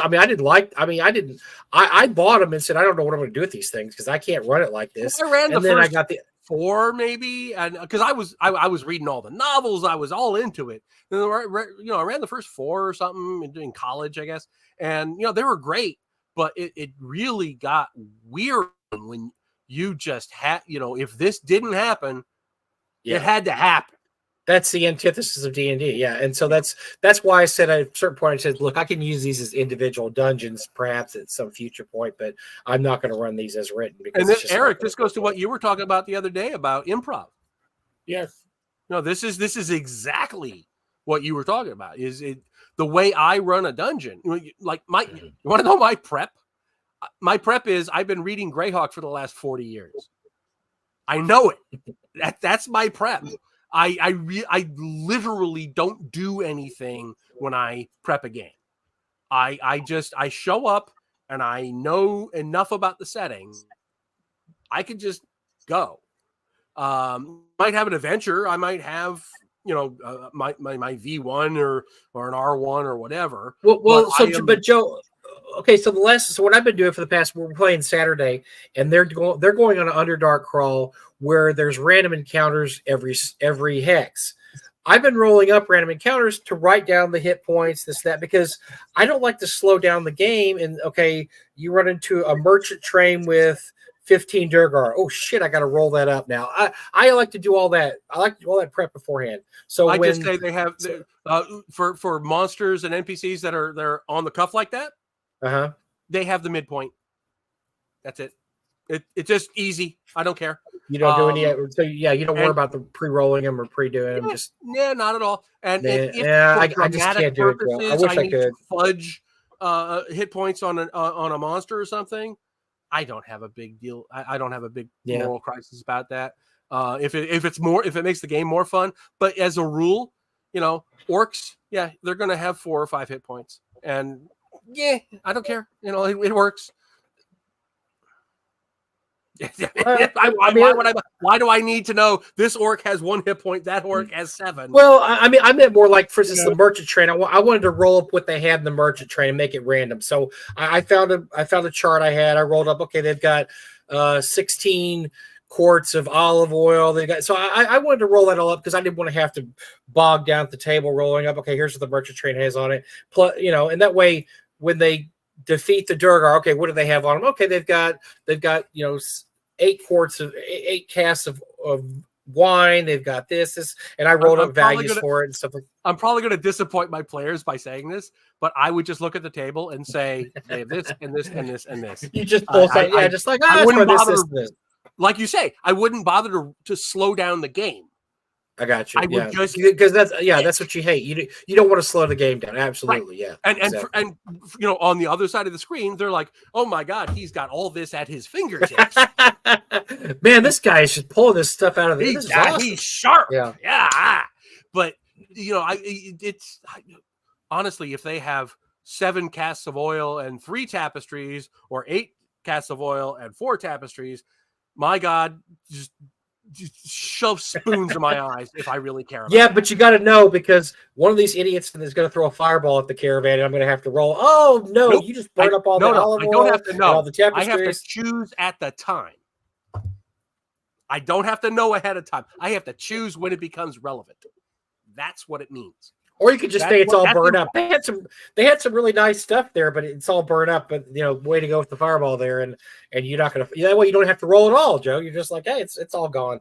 It all burned up. It looked like it might have been very valuable. Well, yeah, exactly. It was a bunch of really beautiful paintings. Yeah.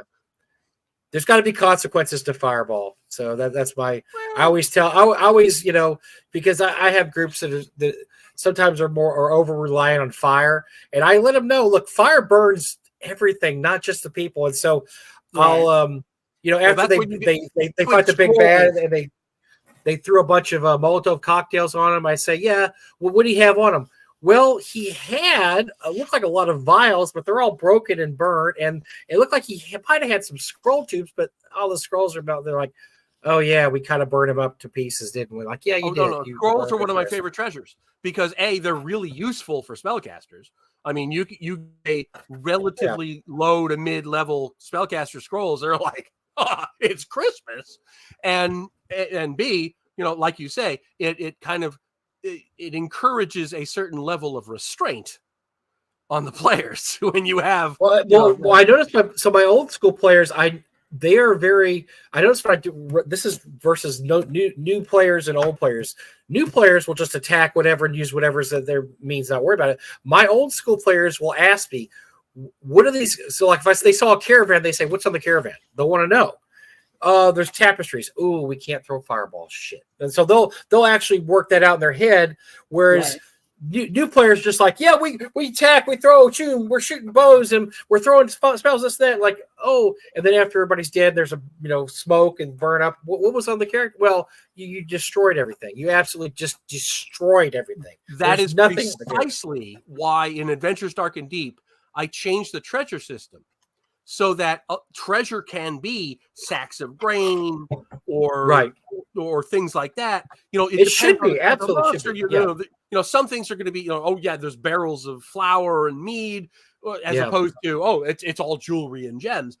Because depending on the type of monster, they're going to have more. They're going to be more likely to have like a sack of beans than they are to have like an alabaster statue. And precisely for that reason, because it's more realistic, if a lot of treasure is kind of bulky and not something. Well, it makes sense too. Like for instance, the campaign I'm doing is in the Underdark. It's and by the way, it's very much a homage to D1, D2, D3 Grey Gillespie's Jordan, because you do hex crawls and you have caravans and stuff. But what I've done is a lot of stuff is more valuable underground than it is above ground. For instance, some of the treasure they find is like olive oil. Olive oil, they don't have olive oil underground. I mean, this is something they have to steal or import.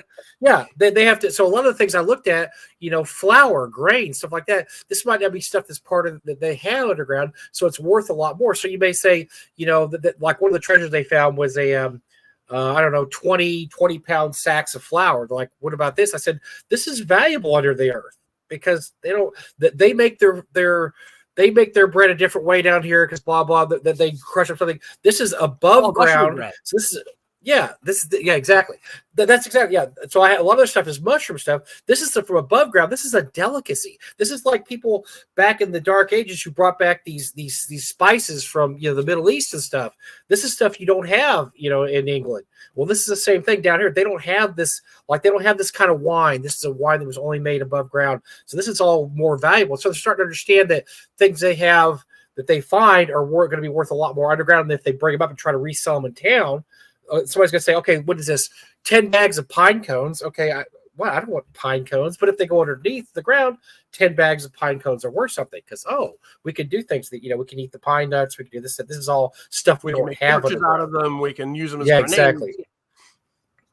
So I'm doing that a lot too, where they're starting to figure out that we don't bring this back to town to sell. We need to find someplace under Underdark to sell this. It's worth quite a bit more down here. So it's funny that you once again just.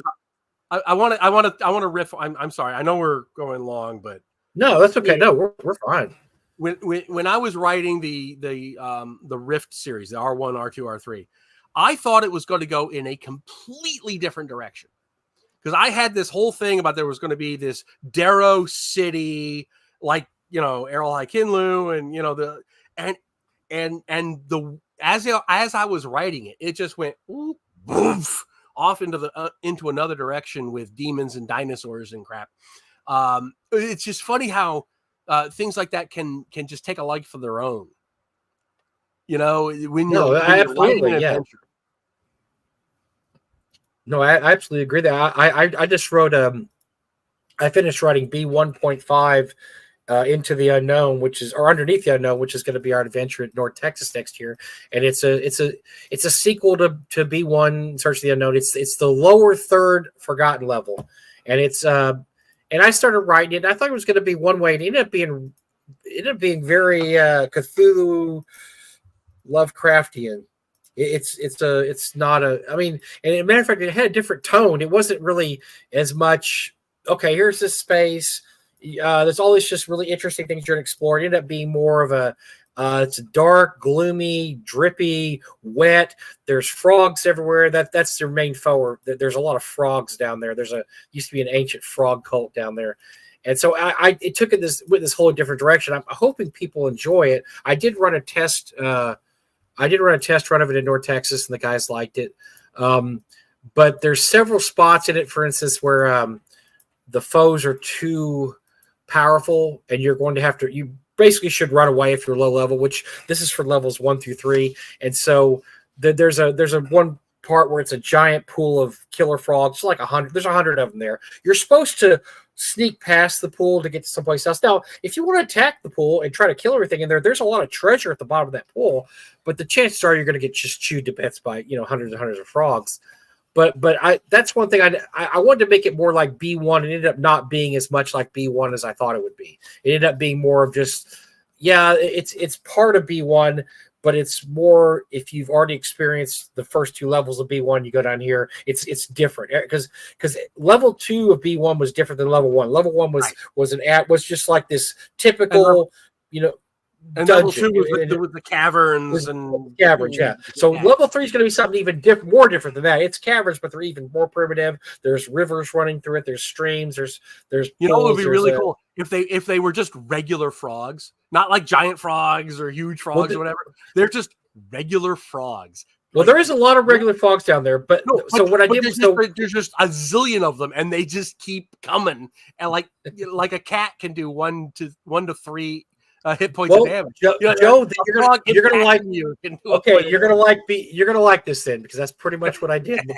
There's one giant frog there, and all the rest of them are frogs that they have sharp teeth. They can bite you for 1 point of damage, which big deal. But there's 100 of them, so yeah. Once they start swarming you, and you've got to think about it, how many frogs can attack a person? A lot. Because frogs are only this big. It's not like you have to have 5 people attacking you. You can have 20 or 30 frogs jumping on you. I mean, there's frogs, and then you have the frogs who have been, their legs have been taken away so they can make frog legs. So they're on like crutches and little scooters. They're going like that. Frogs.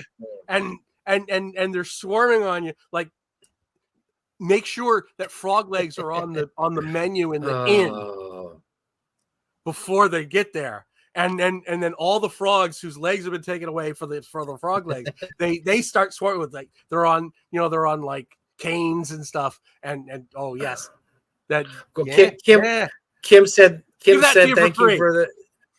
Kim was in my test group. Thank you, Kim, for being in the test group. That was a fun module. I appreciate you saying that. I don't know if I believe it or not, but because you like me too much, you would lie to me. So no, I'm just kidding. She wouldn't lie. No, that we did have a fun. That was a fun group. We had a really good time. They actually fought, and they fought and beat a mummy too. They were second level and they beat a mummy, but they used incredible teamwork. I was very proud of them, and they only had 2 magic weapons in the entire party. And they still managed to defeat the mummy because they used oil and the spells they had to best advantage. That was a really good party. They did a really good job. Because the mummy is supposed to be, you see the mummy, you run away because you're second level, you really can't fight the mummy. But no, they destroyed the mummy. Good job. And then nobody died. They had 2 players knocked to 0 hit points, which in my game's unconsciousness, but nobody actually died. So that was a plus. There you go. Yeah, they did a good job. I was really proud of them. Eric, you've been really quiet for the last 2 hours. I've spoken up, but listen, you guys got that little back and forth going. We got to hear Eric. Eric does his videos all week long. We get to hear Eric all week long with his videos. We got to give the old man the time to rest. You know, I don't listen. I'm keeping up on the chat. Take that for what it's worth. But no.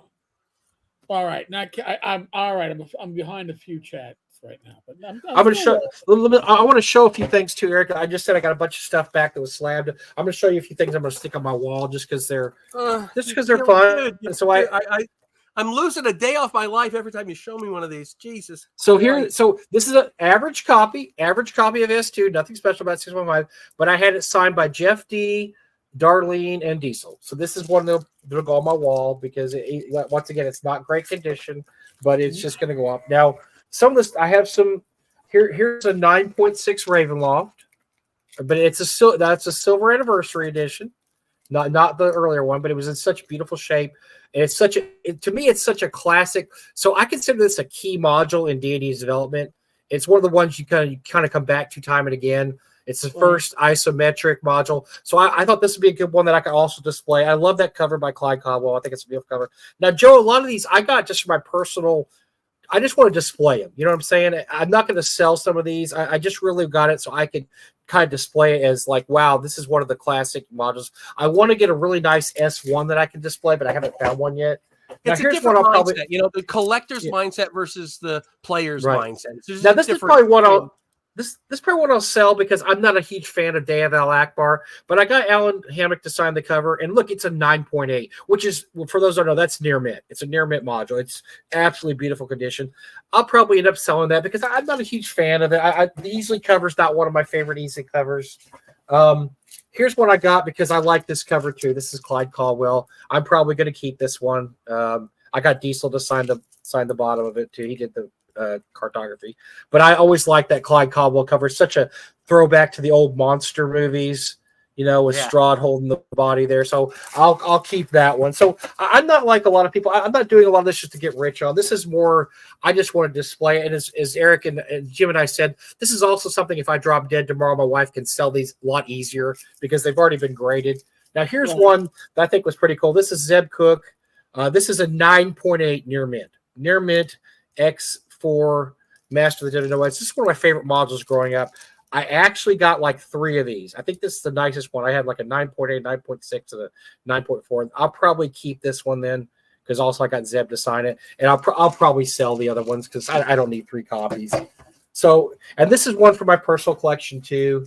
It just turned out really nice. It's a Dragon 18, 9.4. And I don't. The only reason I got this slab was it just looked like it was in really nice condition, it got near mint. The cover's okay. I don't know. I'll probably display this one too. I don't really want to sell it.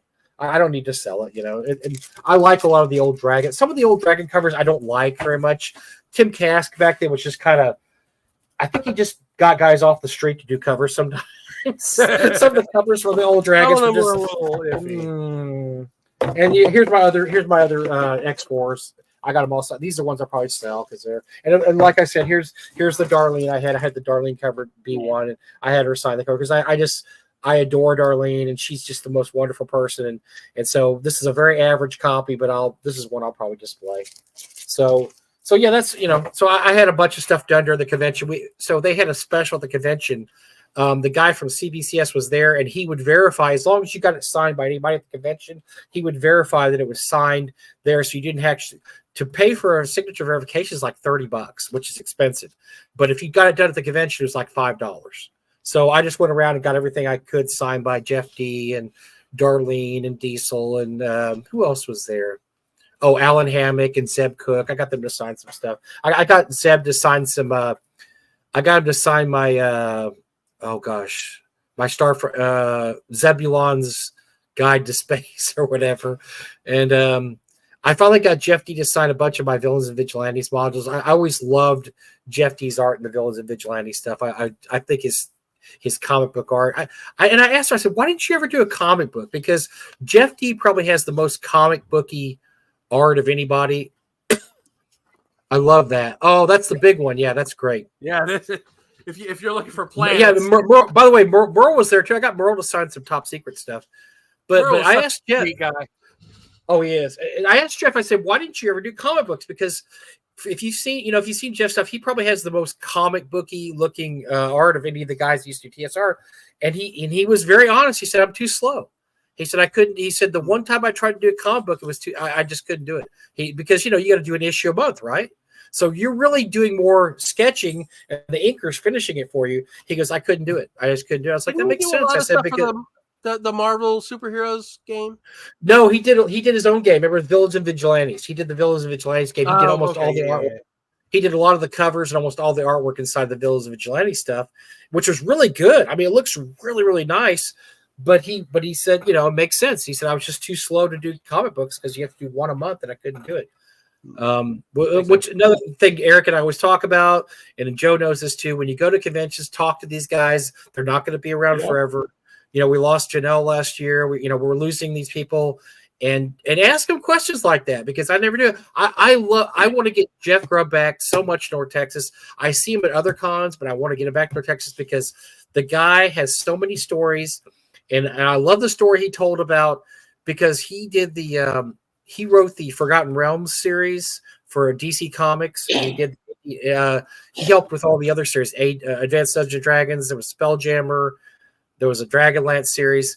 So I just said, you need to do a whole panel on writing these, because I didn't know this, but it makes sense now. I said, why did you guys end the series? Because it seemed like it was very popular, because it was one of DC's best-selling series.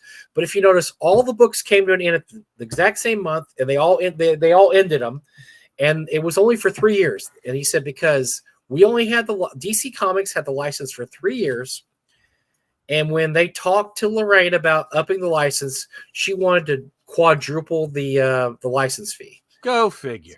Now remember, this is DC Comics. They have Superman, they have Batman, they have Flash, they have Green Lantern. They're like, no, we don't need AD&D comics. We would love to publish AD&D comics because they sell well, but no, we're not paying you more money. She said, well, then you can't have the license. They said, okay, fine, see you, bye. A bunch of them were set in Greyhawk, and I have all the ones that were set in Greyhawk. Yep. So that was Lorraine Williams putting screwing up something else for WotC TSR for TSR back in the day. Who'd have thunk it? And so Jeff shared that story. He said, yeah, so we were selling good and growing great, and I was making all this extra money and this and that. And then we got the word like, yeah, the comics are all going to end next month. You got to wrap it up. Like, what? Like, yeah, Lorraine wanted to jack up the licensing fee. Like, oh boy, yeah. Well, remember at the time they were on like the New York Times bestseller list for fiction. They were like the powerhouse fantasy fiction. But once again, like I said, this is a comedy that has This is a comic book that has Batman and Superman. They don't need D&D. D&D I can almost see the thought process. It's sure. I can see it. We've got 3 titles in the top 10 New York Times bestseller list. You're going to give us more money. I can see that the justification, even though I might not agree with it. I can understand it. Well, it was always about money with her, so it makes sense, right? Oh. And I mean, 'cause today, it's yeah, you know, yeah. Well, yeah, WotC's the same way. It's all about the money, and look, D&D is not the only pure D&D happens at your table with your buddies, right? I mean, nothing that comes out of D&D nowadays, except unless it's a smaller publisher, it's not going to be pure anymore. It's all tainted by money, money, money, money. We gotta get money. So those lovely days are gone, folks. Let me show off because a lot of people have joined the thing since we started. Let me show off my figures again for this. Yes. For this, I'm running a miniatures game of the Battle of Emerity Meadows at ShireCon and other cons, and I've been busily painting figures. So we've got some heavy cavalry from Verbabank. We've got some Furiondi medium cavalry, and I got some medium infantry from the temple, from the Horde of Elemental Evil. I got a ton more figures, but I just brought those to show on the thing. But it's going to be a blast, and it's going to be using my own miniatures rules that are compatible with AD&D. So I'm going to start running these games at conventions a lot. So hopefully it'll come to one near you soon. Very good. Yeah, well, I wish I was going to ShireCon. It just was not going to work out this year, but I had planned this year, but it's not going to work out. So hopefully make it next year and get to see all you guys up there, because it always looks like you guys have so much of a blast up there. Oh, it is a great con. I'm also going to be running this game at Page in Philadelphia in January. Oh, nice. Yeah, I'm going to try to make it to. I'll try to make it to Page. It's tough to plan that far ahead for me. But once again, it looks like a great bunch of guys up there. It's a kind of a smaller con. I love the smaller con. I support the small con. So, they had over 1,000 people on the first con they did. Over 1,000 attendees. Ron does a good job. Ron is not screwing around with that con. He wants to get it big. Ron's obsessive about this con, and it shows. Yeah, he's done some really good work with that, and he's already in. I noticed, and I forgot to mention this, Joe. You're on the board there. They have a charity that they yes, they do that you run. Tell us a little bit about that, because I think that's an awesome charity. There is a charity associated with the con. We give small grants to people from the gaming industry. We recently, I believe, helped out Darlene with the roof thing. Nice, that's awesome. Stuff like that. Where people who are well known in the gaming industry and sort of adjunct. We don't have a ton of money, but we help where we can. And it's a really nice thing, and I'm really proud to be part of it. Yeah, I donated some stuff last year for the auction. I will again this year. Right, and they do run auctions to raise funds for the fund. And it's just a great way of helping folks, who've been in the industry and in the hobby for forever, who might be in need of a little boost. So a lot of these guys, that they don't, that they've gotten to the age now where they're on Medicare. They're not, a lot of them don't have insurance. They don't have, and their bills are tough. It's good to help out these people, because they gave us so much joy back in the day. It's always good to give back to them. I have some stuff I've auctioned off for Darlene, and she's just so appreciative. She's such a wonderful person. And matter of fact, there'll be a couple of things of hers in the game hole auction this year. I've got some really nice stuff of hers, including a book that she did for Troll Lord Games that she did all the art from, and they hired a new art director, and he rejected all her art and said he didn't like it. And so they republished the book without her art. She has a copy of hers with the art in it that will be going on sale at Gamehole Con. So it's probably there's only like 2 or 3 of them in the world, but it's I have it right here because I was just looking at it today. It's my God, people suck. Just what the hell? It was Gary Gygax Cosmo. This is going to be the original cover for it. This is Darlene, and Darlene did the work for it, and then they hired another art director, and he came in and said, "Yeah, I don't like all that art." So they redid all the art on it, and so she has I guess I don't know. It's a photocopy. It's a what do they call them? A pre-pub. She's got a pre-publication, but it all has just her artwork in it. Artwork that did not appear in the published one. So that hopefully that will go for a good price. All the money is going to be donated to Darlene. So that's going to be awesome because she still needs some help, even though she does have her roof fixed pretty much. She's still got some issues. She lives in a very old leaky house, and so we're going to try to help her out with that. So I've got a couple, and I've also got her a bag of stuff of hers. She was a Star Trek freak in the 60s, and she belonged to the Walter Koenig fan club and the who was played Chekhov, and she has a lot of stuff from Star Trek fan club, and we're going to auction off as one lot. Darlene's Star Trek fan club box. It's all addressed to Darlene. It says, Darlene Piquel, here's your official Walter Koenig, membership badge and all that fun stuff. So I'm going to ask you to ping me on that because I actually met my wife in a Star Trek fan club in the 90s in Starfleet. Nice. And I actually performed a wedding at Shore Leave as a chaplain, as a Starfleet chaplain, actually a mirror universe Starfleet chaplain.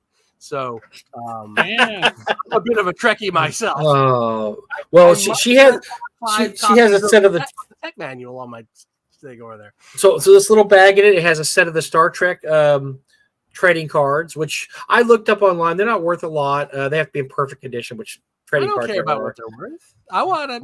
But yeah, it's really cool. But it belonged to Darlene, which is the cool part. And she also has a letter in there that was sent, a form letter that was like, we appreciate you sending in your writing, but we don't need it this time. Because apparently she sent in a script for Star Trek. She says, she's like, I don't know, 16 years old or something. And she's sending in, I think you should do a story about this, this, and this. They're like, yeah, you need to work on your writing a little. It's sweetie, it sounds great, but interestingly, Star Trek at the time was one of the only shows on television that took scripts from. Interesting. Fans. I did not know that. Well, maybe that's why they had a slush pile. They like started the slush pile.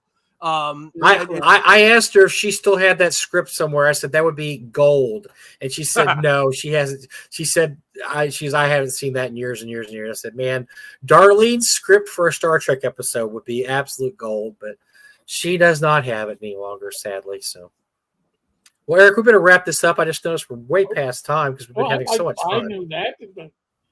I was like, oh, gee, I've got two people that can talk more than me. I am taking it too fast. Oh my God! If Jim was here, we could have gone till 10 o'clock. Jim would be. We did. Oh my goodness! Oh, 10 o'clock Texas time. Yeah, you're right. Yeah. I would need one of those urinals for my desk, like one of those, like computer game players who can't get away from their desk because they're doing a raid, and like it's like yeah, you'll never know until you hear it in the background. Folks, as always, thank you to Bad Mike for joining. He's awesome. Joe, thank you for coming on. Thanks, Joe. Appreciate it. Always happy to. We had no guest scheduled for this week, which is just the way it was going to be. And then Joe's like, "Hey, if it's free, it's for me. I'd love to come." Yeah, and it wound up being awesome, folks. The intention was to have this, and it should have been working on the X/Twitter side. I was trying to get the Rumble to work. Rumble is, I'm still trying to figure it out when it comes to the live streams. We'll get there. I'm not leaving YouTube. I'm just trying to give additional options for people who, for one reason or another, don't like, big tech media. And I've seen other channels, left, right, center, gaming and none, suddenly disappear. I like to be prepared. Yeah. By the way, I saw you on Rumble this weekend on Pundit Show, whatever that's called. I can't even remember the name of it. Inappropriate Characters. Inappropriate Characters. I saw you on Inappropriate Characters. That was fun. That was different. I don't watch those guys very often, so I actually had a blast. It was really cool. They were well behaved. They were very well behaved this week because you were there. I don't think that I made them well behaved. Come on. I think for me, I was relatively unbehaved. Listen, if you want attention, girl, my cat's like on her cat tree. Oh, my cat's mine's going crazy tonight too. She's like, "You're supposed to be over 20 minutes ago. Where are you?" What are you doing? Yeah. Yes, Mr. Gunn. I'm hungry. Behaved. Listen, they were very, very gracious hosts. They were really nice. Did a good job. The time flew. and it was nice having no responsibilities. I don't mean that in a bad way. I'm just saying. So, on that note, Joe was with my T-shirt. If I'm here, rumble. I think it's about to start fire driving and making earthquakes. Let's get ready to rumble. No, it's Oh, by the way, Don just wished us luck. Don did, and Don's adventure is coming out. He's starting to be shipped out, I guess, this week or next week. So look for that. What was the name of it? The Adventures, yeah.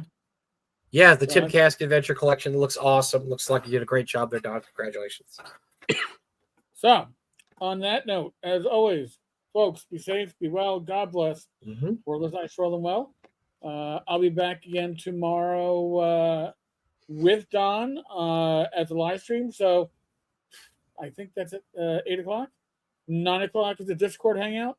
Glenn on Friday night and Rachel on Saturday night. So, lots of live streams. Your All right, dance card folks. full. Later, everyone. Later, folks. Be good. Lost Adventures of Gary